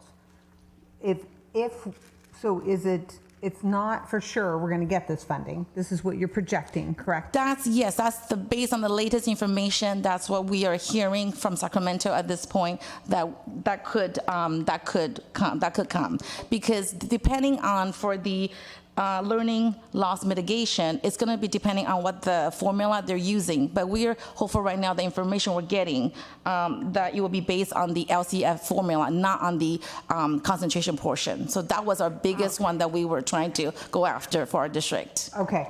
And is there any chance that this could be deferred, or this is funding that should come through? Okay. So it's federal funds, so it should be coming forward. The deferrals will most likely be for the state level. Mm-hmm. Got it. Okay. Thank you very much. The last one here is the 2020-21, the ADA, that's the Average daily attendance, hold harmless. As you know, with the online learning, the instructional minutes, these are some of the things that could happen even in the 2021 school year. So this hold harmless bill would allow the school district could provide distance learning due to the impact of COVID-19. And then that we will have to adopt a continuation learning and support plans by September 15, 2020. So this is something extremely important for us. In the event that there would be additional things that we may have to do, or the students who are going virtually as well. So there's as well, where we have looked at 3 different options for our district. So this will protect the ADA for our district for 2021 at this point. And this slide here illustrates the deferrals. So all these assumptions so far is based on the May revise that has been given to us. And Elvia will be going through more of the detailed assumptions that was included in the budget. As I've stated, everything right now, as we're hearing, our budget will be changing for sure. That I can promise you that, and I can bet a dinner on that for sure. And so this was the initial. Well, we know it's going to change. Okay, it's going to change. And so this was what was proposed back in May by the governor of the cash deferral. And with the additional cash deferral, we will be running our cash analysis to make sure that we can meet our obligation. But in the event that there is the 45%, which we know already, cash deferral, we will really need to make sure that there's that we have money, as we have shown you in our analysis on June 9th presentation. We have some fund balances, which is extremely helpful. But given that if it's going to be 45%, I would recommend, and Elvia and I we discussed, we should make sure that there is some other plans in place as well, since 45% it's a huge percentage of our general fund dollars. And our general fund typically goes to pay our employees, yes, correct? Yes, about 10% a month. And they don't really take well to when you're saying, oh, we'll give it to you 3 months down the line. I don't think people can make their mortgage payments that way. If we do that. Yeah, Okay. so we will have the $26 million in our other funds that we know of currently, but depending on how much funds they need for their fund as well. And so we will make sure that once we get the information that the budget has been signed, we will update our budget to make sure we will run under cash flow right away. We can't wait to do that kind of work. And so we just need to make sure. But right now, for the next couple of months, I think we should be fine, because currently it would just be the later in the year, and not for the beginning of the year for us. It will be June just to July, and that we can do that. That's not a problem at this point. And as you can see here, this is the LCFF add-on reduction. So what we're hearing actually right now is that this should not happen, but back in May revise, it was projected that we would lose about $67,000 in the portion of home to school transportation for our school district at this point. So that assumption is in our multi-year projection as well. And regarding special education, as I've shown you in the prior table, the base rate is increasing to $645 per ADA based on a 3-year rolling average at this point. It does reflect a 15% increase over the amount provided in 2019-20. This does not include the cost of living adjustment of 2.31%, as that's being suspended even at this point. It would maintain all existing categorical programs in Assembly Bill 602 until a finalized amount is adopted. And so given these assumptions, we are projecting about an $800,000 increase to the base of AB 602. And Elvia will be talking about that portion of the budget as well. And I'm going to now turn over to Elvia. She will be going over some LCAP as well as the multi-year projections. Thank you. So while Mrs. D'Angelo is cleaning the microphone, the one thing I just kind of want to share with all of you, we are forced to pass a budget before June 30th, irregardless of whether or not the state of California has enacted theirs. In many years in the past, hasn't been recently, but the state has not passed a budget till October, August, etc. So if you see conflicting numbers, it's because what Dr. Nian and Ms. Galicia are trying to share with you is we have to base our budget off of the May revise, but they're also giving you some of the updates about what we're hearing. The legislature and the governor have reached a deal this week that they'll vote on later this week. So even in the last slide that Dr. Nian was showing of the 645 for special ed, well, in the legislature's plan, it's 545. So we'll have to wait and see, but we had to build the budget by law. You are mandated to pass it. The state has no mandate. They can extend it beyond. They'll share about what we will do next once we know what the budget actually gets enacted. All right, good evening, esteemed board members, executive cabinet, and oh, they're gone. Anyway, I don't know about you, but I am so ready to get off this roller coaster ride. Seriously, it's just getting a little bit too much. But anyway, we have to go through it. You will probably notice that at this adopted budget, there is no LCAP. Why? Because it's been taken off. The new requirement is that we don't have to take an LCAP. The only requirement this time around is the operation written report, which you will see in your budget later on in the board presentations that Andrea and Melissa have prepared. So that's the only requirement with regards to the LCAP. A new template will be prepared by the California Department of Education in collaboration with the State Board of Education and stakeholders. We anticipate that we will have a new LCAP developed in summer of 2020. So we'll wait for more details on that. So the LCAP was originally supposed to be implemented July 1st. That has been deferred to December 15th of 2020. We have to provide that LCAP to the county office for approval. Once we submit it to the county, then the county will then submit it to the state for their approval, and their deadline is January 14th of 2021.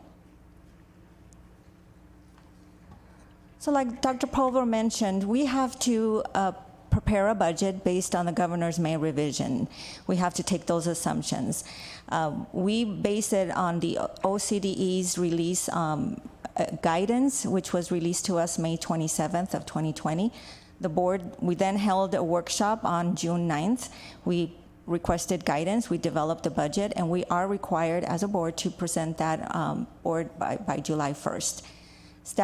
We will then present any revisions to the budget come August, in the middle of August. So the budget assumptions that we are currently using for the next 3 years are as follows. COLA, statutory COLA is still projected at 2.31% for 2021. The base grant proration factor is 10%, which the governor indicated that they're reducing our LCFF revenues by 10%. The net effect to the LCFF is 7.92%. STRS is still projected at 16.15%. It was previously at 18.4%, so that relief is very well welcome. PERS was at 22%, is now at 20.70%. Interest rates, when we brought forward our assumptions back on June 9th, it was 2%, but now it's gone down to 1.249%. For 21-22, we're anticipating COLA is projected at 2.48%, but because the 10% reduction is ongoing for the next 3 years, a proration factor has to be implemented in order to come down to that 0%. STRS is at 16.02%, and STRS 16.02, PERS 22.84, and going into 22-23, COLA is at 3.26%, and again, we have that proration factor, which now it's 14.95, because as you can see, the COLA is now higher, so that proration factor is increased to bring us down to that 0%. STRS is at 18.4%, and PERS is 25.8%. Keep in mind, as the years go, that 25% is going to be a huge impact to the budget because that PERS has increased. We have a debrief right now, but it's going to increase in the outward years. So as we have mentioned in the past, that 10% impact to the LCFF revenue is really going to affect our projected revenue. So back in our second interim, we anticipated COLA. So therefore, we were anticipating in 2021 to be receiving about $87 million. And in 21-22, we were anticipating $89 million. And in 22-23, we're anticipating $91 million. That's including COLA. But because of the 10% reduction, no COLA, our current LCFF projections are way reduced. So for 19-20, we're pretty much the same. There were no major changes in the 19-20 budget. For 21-22, we are anticipating an $8.7 million reduction. And then in 21-22, we're anticipating an $11 million reduction. And in 22-23, an ongoing $13 million. Overall, $33 million impact to our LCFF revenues.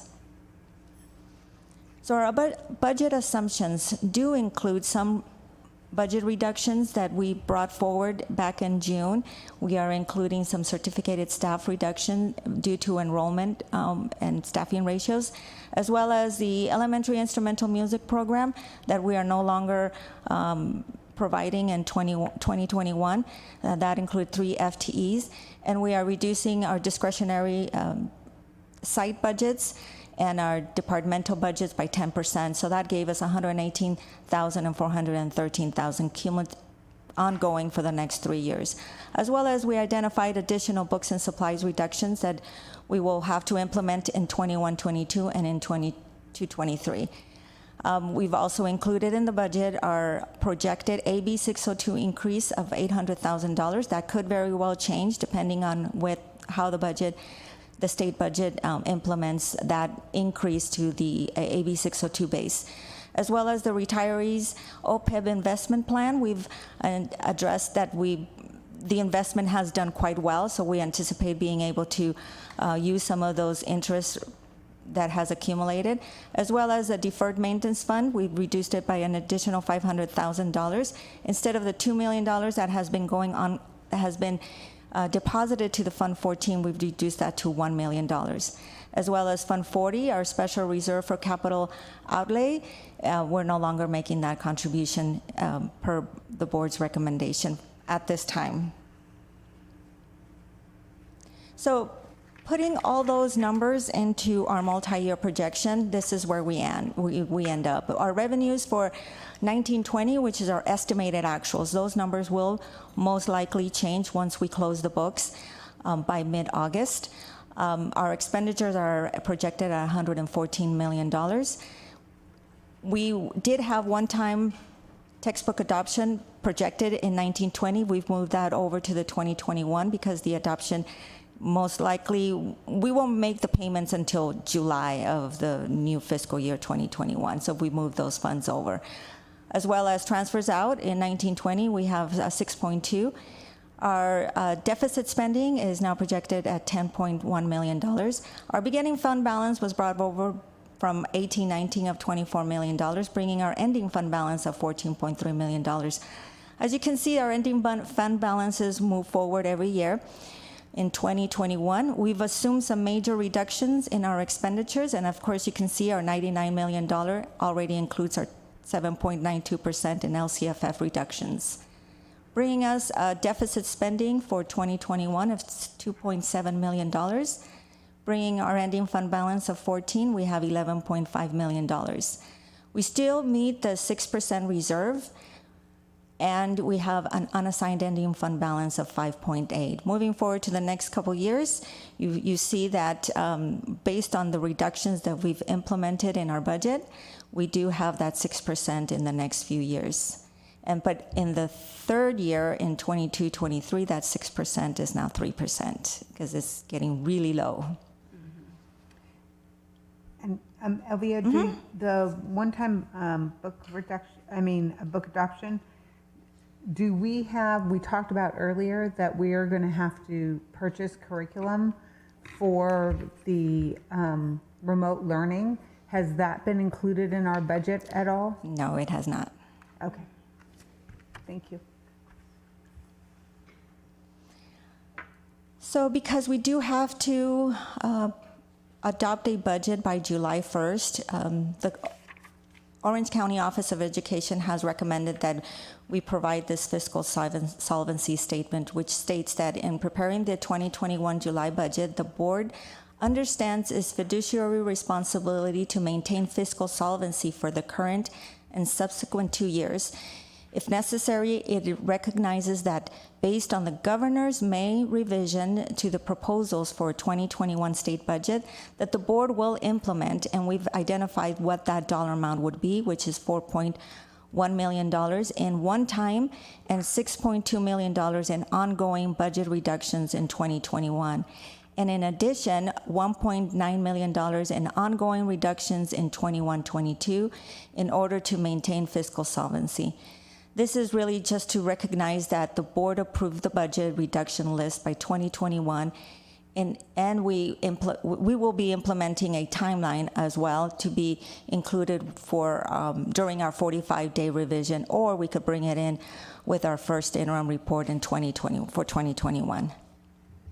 I just want to remind all of you that was if the May revision came into play, which is what we were forced to, and as you saw on the slide, there would be $33 million over the course of 3 years that we'd have to cut. So your approval tonight will not make sense because all of this is going to change. We'll update that after the state passes their budget. It won't be as significant. That is the good news. The deferrals will be worse. And then in response to Mrs. Hill's question, we can use some of the federal funds for COVID for the curriculum. And the good thing is it sounds like it's possible we may get more if they put a portion of it through the LCFF base versus the concentration. Right. Thank you. And I just want to add that OCDE, make sure that we have put that statement into our presentation. That's one of the requirements that they were asking us to do this year. Okay. Yeah, they knew you wouldn't be able to find $33 million of cuts in a matter of 2 months. And so you had to put a statement there that you're going to be actively working on that. So along with the statement that we have to provide to OCDE as well, we have to give them a budget line item that is included in our budget with regards to reduction. So lack of work, lack of funds, we've identified $4.1 million, as well as transportation, special education. If we decide to go with special ed transportation only, that gives us a savings of $816,000, as well as additional reductions of $1.3 million and $3.7 ongoing. So yeah, these are the numbers that we came up with, but like Dr. Pulver mentioned, those most likely are definitely going to change once we know how the budget turns out. So based on the current assumptions we have, and based on the guidance that we've received from OCDE and our current district assumptions, we do have a 6% for 2021 as reserve for economic uncertainties, as well as for 21-22 we do have a 6%, and for 22-23 we do have a 3%.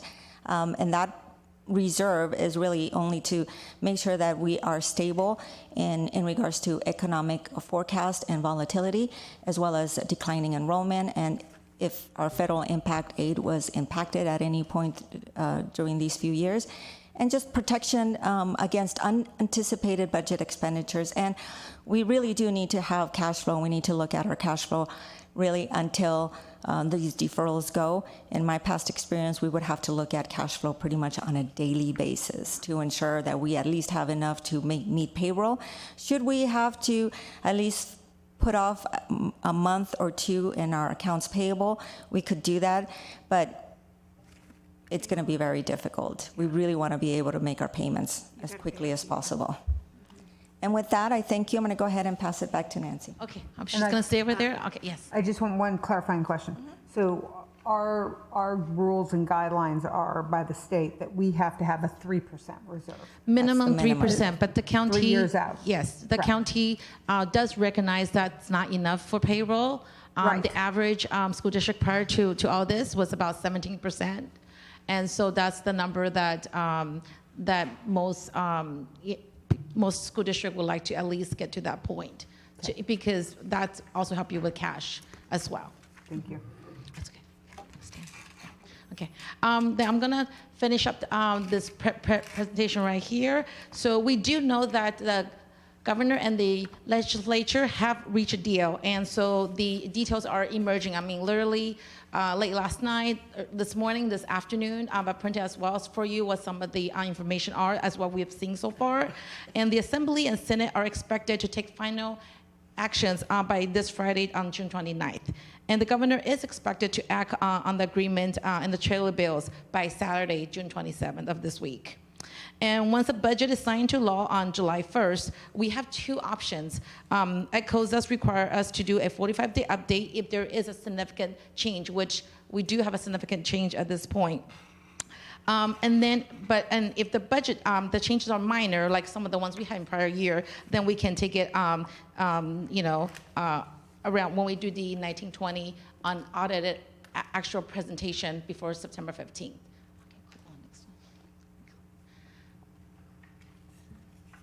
And we recommend Thank you. bringing it, Yes. not waiting till September. We recommend bringing a revised budget, since pretty much what you're going to be approving tonight isn't worth much.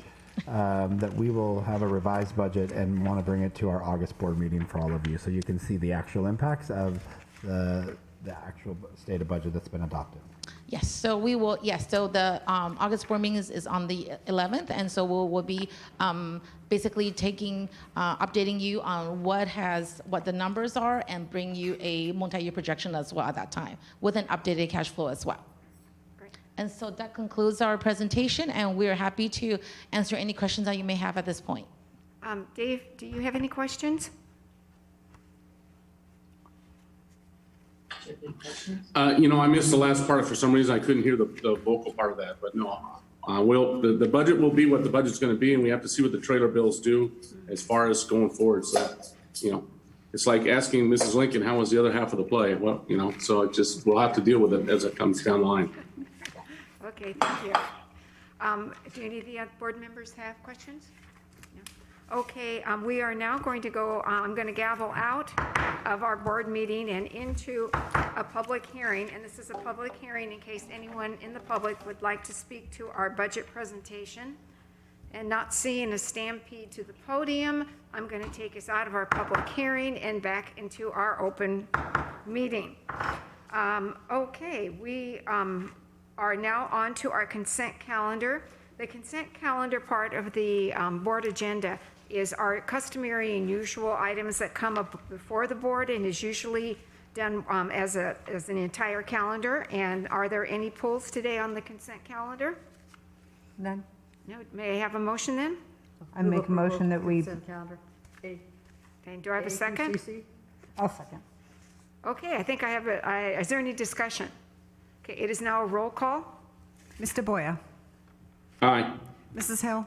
Aye. Mrs. Davidson. Aye. Mrs. Cattouli. Aye. Mrs. Russell. Aye. Tina's going in the opposite direction. We have to be awake. Do you think that the budget may have put any of us to sleep? Okay. Okay.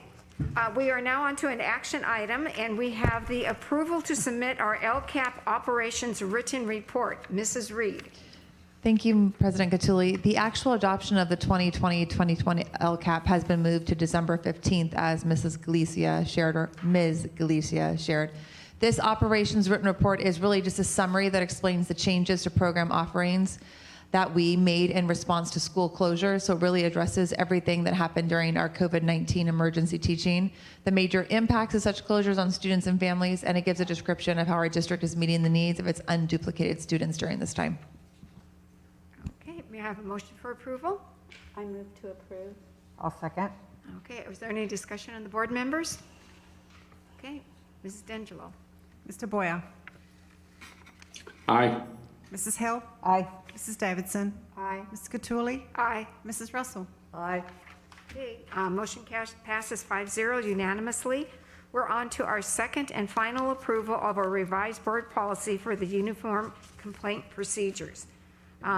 Dr. Fraser, would you like to speak to that? Thank you, Madam President. Just a reminder, this board policy 1312.0 14.3, the Uniform Complaint Procedures, was being updated based on CSBA's policy guide sheet that is distributed throughout the year. This policy is also being updated based on the recommendations from the Orange County Department of Education, legal counsel, and the administrative regulations will also be updated as well. Thank you.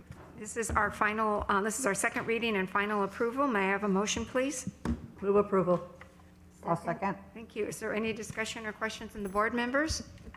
Seeing none, roll call, please. Mr. Boyer. Aye. Mrs. Hill. Aye. Mrs. Davidson. Aye. Ms. Cattouli. Aye. Mrs. Russell. Aye. Okay, motion carries 5-0 unanimously. We have approval of the first reading of a revised board policy for administering medication and monitoring health conditions. Mrs. Reed. Thank you, President Cattouli. We're updating our board policy to reflect that we will not be dispensing or monitoring medication for medical marijuana or products derived from marijuana. So currently in the state of California, our California dispensary guidelines do not match the national guidelines. And so we've been advised that we should continue not to be administering medication to students that are derived from any grade of medical marijuana. And I just want to make a comment that if a child is using medical marijuana, they can be administered by the parent off the campus. Yeah. Health practitioners, LVNs, and nurses wouldn't be able to do the administering, but that's still within a parent's guidance and consent. Yeah, okay. Thank you. May I have a motion, please? Move approval. Second. Thank you. Is there any discussion from the board members? I just want to say that I think what Jerry's done during quarantine is look at all of our policies. We've never had so many policies. Yeah, well, they make legal changes and they come up and they're about as much fun as a budget presentation. These next few actually have to Okay, I mean, replace please have a roll health call. services. Oh, okay. Thank you. Mr. Boyer. Aye. Mrs. Hill. Aye. Mrs. Davidson. Aye. Ms. Cattouli. Aye. Mrs. Russell. Aye. Okay, motion carries 5-0 unanimously. We have approval of first reading of revised board policy for suicide prevention. Mrs. Reed. Thank you, Madam President. We're just aligning our board policy to be current with the mandate to post on our district website the suicide prevention hotline number. That is very important, and I think it's even nice that we're saying, just even talking about where it's located at a board meeting. May I have a motion, please? I'll approve. I will move approval. Thank you. A second. Okay, is there any discussion?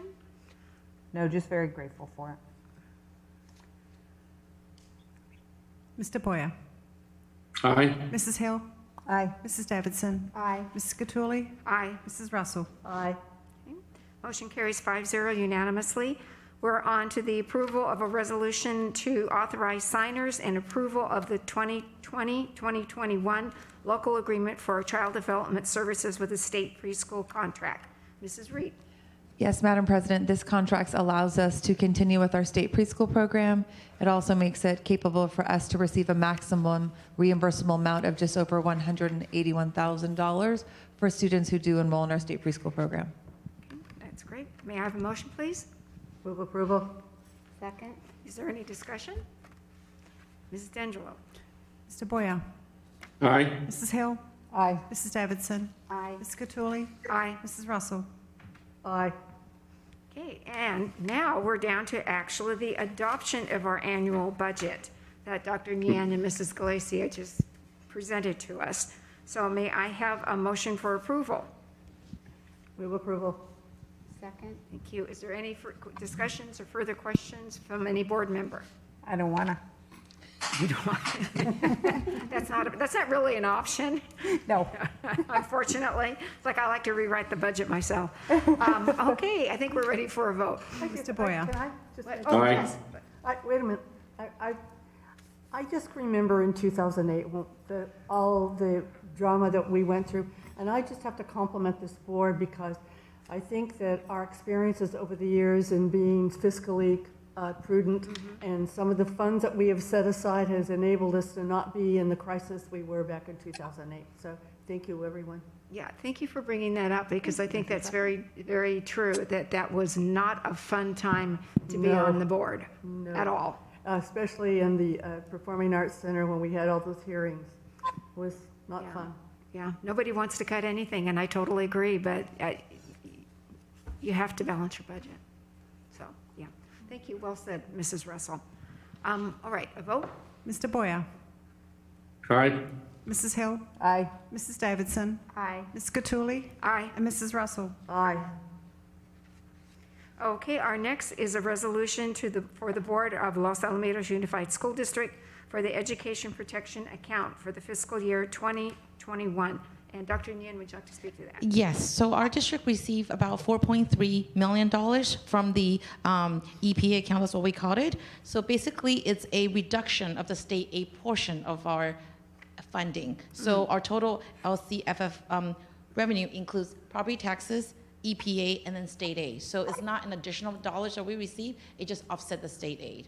But it's $4.3 million, so, Okay, yes, thank you. creative accounting. May I please have a motion, please? Move approval. Second. Okay, any discussion? Okay, Mr. Boyer, Aye. Mrs. Hill, Aye. Mrs. Davidson, Aye. Ms. Cattouli, aye. and Mrs. Russell. Aye. Okay, motion carries 5-0 unanimously. We're on to approval of a memorandum of understanding between the Los Alamitos Unified School District and the Los Al Education Association concerning our revised school calendar. Dr. Fraser. Thank you, Madam President. This is the calendar that we worked on with LAEA, the revised calendar that is out now for the 2020-21 school year. Okay. Yep, that was the ones that hopefully we were giving COVID-19 more time to go away. May I have a motion, please? I move approval. Thank you. I'll second. Okay, is there any discussion from a board member? I just want to say thank you, as I did earlier in the presentation. I just, at first, I didn't want to put off getting our students back to school, but I really understand the need for that and the timing, and just you all worked through a very elegant solution, and we all worked together. We were all better together. So I just want to thank the leadership of LAEA and also the administrative staff. Thank you very much. Okay. Mr. Boyer, Aye. Mrs. Hill, Aye. Ms. Davidson, Aye. Ms. Cattouli, Aye. and Mrs. Russell. Aye. Okay, motion carries 5-0 unanimously. And we now have the adoption of a resolution to move the holiday observance of Lincoln's birthday from February 8th to March 12th. Dr. Fraser. Thank you, Madam President. Yes, this is the resolution to authorize the observance, moving the observance. This happens annually and is approved by the board as we negotiate the calendar with our association. Yeah, that it is we tend to treat that as a floating holiday when we're negotiating the calendar to make the calendar make more sense. May I have a motion? Move approval. I'll second. Okay. Any questions, comments? Hope it's okay with Lincoln. Mr. Boyer, Mr. Boyer, Aye. Mrs. Hill, Aye. Mrs. Davidson, Aye. Ms. Cattouli, Aye. and Mrs. Russell. Aye. Okay, we now have a resolution for a compensation reduction for employees in confidential and management positions. Dr. Fraser. Thank you, Madam President. This resolution outlines the district's right to reduce compensation for unrepresented employees in confidential supervisory, administrative, and management positions for the 2020-21 school year and thereafter. We've been advised by the county and legal services to pass a resolution prior to the start of the new school year, July 1st, stating that the board reserves the right to make employee compensation reductions to non-represented groups should the need arise. The resolution preserves the option of salary reductions for non-represented employees next year. The resolution does not apply to LAEA and CSEA members as their associations bargain on their behalf. This resolution does not mean that we will have furlough or salary reductions next year, but should the need arise, it allows us to apply the actions to management and confidential in a similar manner as other employees. Okay, may I have a motion, please? I make a motion that we approve as. Second. Second. Does anyone want to make a comment?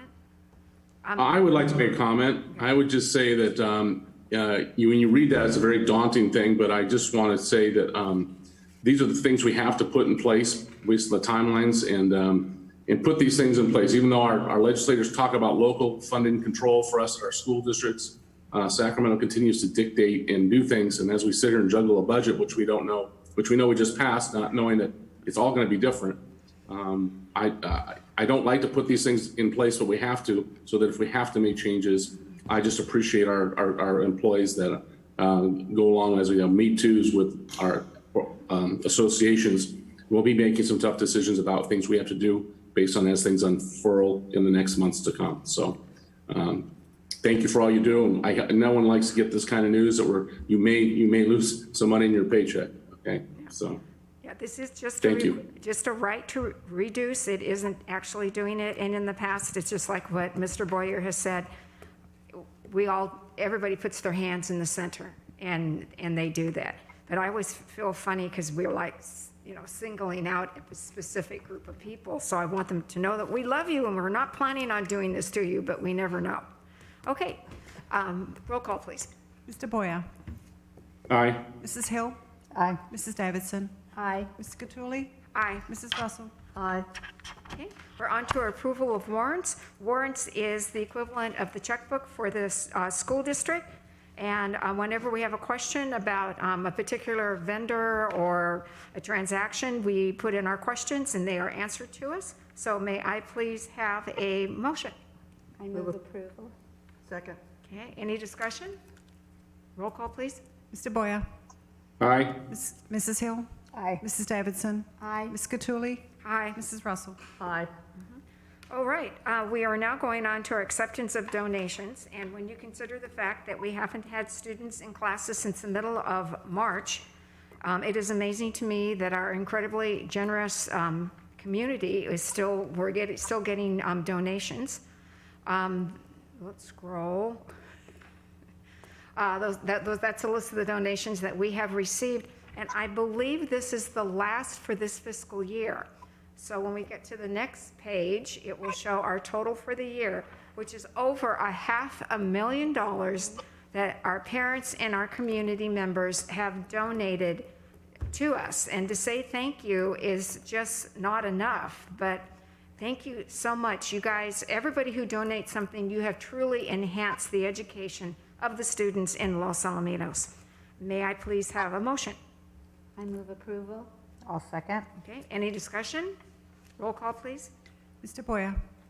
Aye. Mrs. Hill. Aye. Mrs. Davidson. Aye. Ms. Cattouli. Aye. Mrs. Russell. Aye. Okay, motion carries 5-0 unanimously. We're now on to our classified and certificated personnel report. Dr. Fraser? Thank you, Madam President. I'm bringing forward the classified and certificated personnel reports as presented. May I have a motion? I make a Move motion. approval. Second. Thank you. Is there any discussion? Roll call, please. Mr. Boyer. Aye. Mrs. Hill. Aye. Mrs. Davidson. Aye. Ms. Cattouli. Aye. Mrs. Russell. Aye. Okay, now we're on to communication. Dave, can I just start with you? Yeah, and I'll just be real brief. I was on several conference calls, which is what we do, Zoom meetings with legislators, and have reached out to some of our congressmen as well as our state senators and just implored them, as well as sent several letters and emails to the governor regarding the budget issues and asking for them to give us local control and to not put restrictions on us as board members as far as things we have to do, because we're not sure exactly where we're going to be. I want to give a special thank you to all the staff there. Great job on the bonds, saving our taxpayers so many millions of dollars. I want to thank Andrew Pulver for his leadership working with the other superintendents in Orange County to help us get our schools opened up and get kids back in the classroom. Andre, I can't thank you enough for all the surveys, putting all that information together in a real concise and readable way that we can look and make decisions on. I know that decisions will be made and change weekly and daily. I want to thank my fellow board members, because this is just not a fun time right now. And we're all, dealing with all these different issues and all these different emails. And I really want to thank you for the hard work that's being done on the Human Relations Task Force and really looking into what we can do and how we can do things better and how we take what we've done and build upon that in our community. So I wish everybody to stay happy and healthy. And I look forward to us getting to August and getting our schools opened up. Thank you, Dave. Karen? Well, we've had a lot of kids penned up in houses and being, having to do virtual learning. And I just wanted to comment about, even within the community, we went to have all these kids out, they're day out, they might be out riding their bikes or walking, but there's been no, lots of any inappropriate behavior outside of the house or anything like that. So I just want to compliment the students within our community about keeping safe and, not going out unnecessarily, but also getting some exercise. I see a lot of bike riders mostly, and joggers, and so they're getting their PE in, actually. And so, also, the community has been doing a lot of active things, and I know our Lions Club, they did a virtual, a car for, Memorial Day, and you notice the Women's Club gave some money to one of the schools, and they've had virtual Zoom meetings to allocate their money, and all these places been having virtual installations of officers and things. It's very interesting. Since my Zoom has been installed, I'm having a Zoom doctor's appointment tomorrow. Yeah. So thank you for getting that get in my computer. But it's been very interesting time, but by the same token, I don't think things will ever be the same again. We've learned a lot through this process, and about how technology is so much more important in our society than we actually realize. So, let's not look at it as a bad thing. Let's look at it that we really learned a lot from all of this, and enjoy having learned all of that. And thanks to everyone, the parents, the students, for having the patience through this time to bring forth this kind of learning. That's it. Yeah. Okay. Mrs. Davidson. Well, I just want to say thank you for all the hard work you've done through this whole pandemic, shutting down schools, all the issues that have come up. And Nancy, Elvia, thank you for juggling the finances. I really can't. I think I would have thrown the checkbook out the window. I really just so awed and impressed at the way you continue to go on and attack it. And Andrea, thank you so much for just the multiple areas you're attacking and the work that the teachers are doing to come up with the curriculum. I feel really good about what the fall is going to look like. So thank all of you, Dr. Pulver, your leadership. I just know that because I have two of our teachers in my family, it's been exhausting, and yet they are so excited to be part of creating whatever plan will get the kids back on campus. They just want their children back, and I thank you for the hard work you're doing. And Dr. Frazier, thank you for the work with negotiations and all of that. I know everybody is well-intended. It's just there's so many puzzle pieces. And Tina, you hold us all together. I don't know how many times I've called you and you've bailed me out at the last second. So this is an amazing team that I've been so honored to be a part of for the last year and a half, and a board that is just incredible, has held me together and answered questions that I know they thought were really stupid.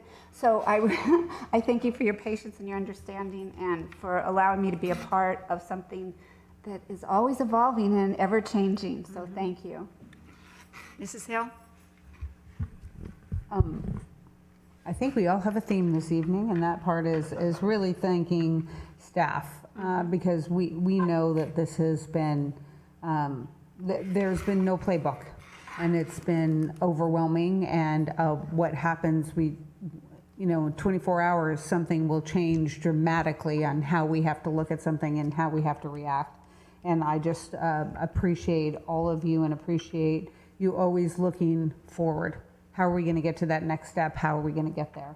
And also really appreciate the bond refinance, looking at that. I just think I'm so proud that we have been able to use these really low interest rates to reduce the amount that taxpayers are paying. And then we've also been able to use the volatility of the market to help sure us up a little bit as well. And so that comes from a constant being due diligent about where we are and what we're doing, and looking for new options. So thank you for all of that.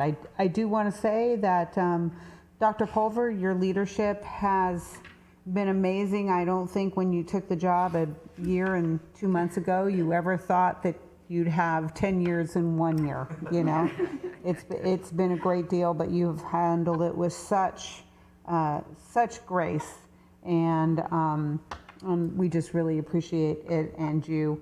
I do want to say our fields have never looked better, Dave. I noticed that the other day. They do. They look awesome. I was driving over the pass and looked down at the high school, and I'm like, I'm not ever sure I've seen it really look that green before. Yeah, I so agree. that's a good thing. Good thing that comes out of it. And then I just want to say something really personal. I had the opportunity to spend the last couple of days with my oldest son and his family. And my oldest son is both my sons are La Salle grads. He was in college. He was a history and political science major undergrad, and then a master's in constitutional law. And he loves to debate, and he has always found in his mother an opportunity for us to have those discussions. So even though I was exhausted every night because I was helping him with his children and moving in a new house, we stayed up until midnight, and the children are up at 5 talking.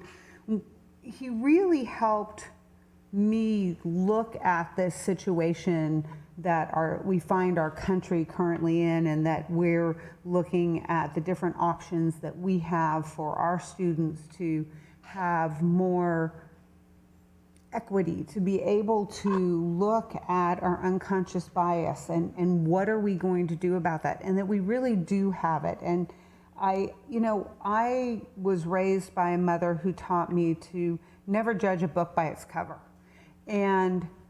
But I know that we cannot deny that we still see that cover. We have to learn how to get to that next step. We have to learn how to find voices that we can have uncomfortable conversations, that we can have conversations that help us grow with people that we respect. And Mrs. Gattuli just put it so well in her report and talked about, we know we need to get better and that we want to get better. And I just want to say that, we can, hopefully most of us look back and say, oh, I wish I'd done that differently, but I'm going to learn and I'm going to do it differently as we go forward. And I certainly feel that way with a few things in how I've dealt with things. And I just want to say that my heart truly is, and I believe with everything, that we are all the human race. That's what we are. We are all the human race. And that's where we need to be able to get. So I just appreciate all the work that's being done. Mrs. Gattuli, your report was amazing. And I just want to thank my oldest son, Ross, for helping open my eyes a little bit more. Yeah. Thank you. Okay, well, after that nice thing, I feel like I should just say good night. But I actually had, one of the first things I wanted to thank was our district office staff. People within the educational community knows you guys, with our teachers and all our staff people know you, but you guys do so much work over the summer. It's normally ridiculous anyway, but you're now like trying to invent schools, like how do you even teach? And you're also going, and while we're teaching, we need to get a new class started, and we have to bring people along for that. Let's make a budget. We have no idea how much money we're going to get, but we have to make a budget, and we have to fill out these forms. You're reacting to everything. We're trying to have negotiations when we don't have a budget. And it seems like everything that we normally do is just so much more difficult. And you guys have all risen to the top. You do your job with heart, with your head, with your energy, and I am just very grateful that I'm on a board that has staff members like you guys, so thank you all very much. And other than that, I've gone to way too many Zoom meetings that I ever want to in my life. I think some of them are highly productive, some of them I'm not so sure. I've been on a couple of them with Dave with different legislators, and sometimes I think, oh, this is going to be effective, and other times I think, I don't know why I'm sitting here. But better to be there than not. And so that's just about all I was really going to talk about. And other than that, our board has to go back into closed session. So I'm going to take us out of open session and put us into closed. And our next meeting will be on July 14th. And hope to see everybody here. Thank you so much. We'll take a 5-minute recess going into closed.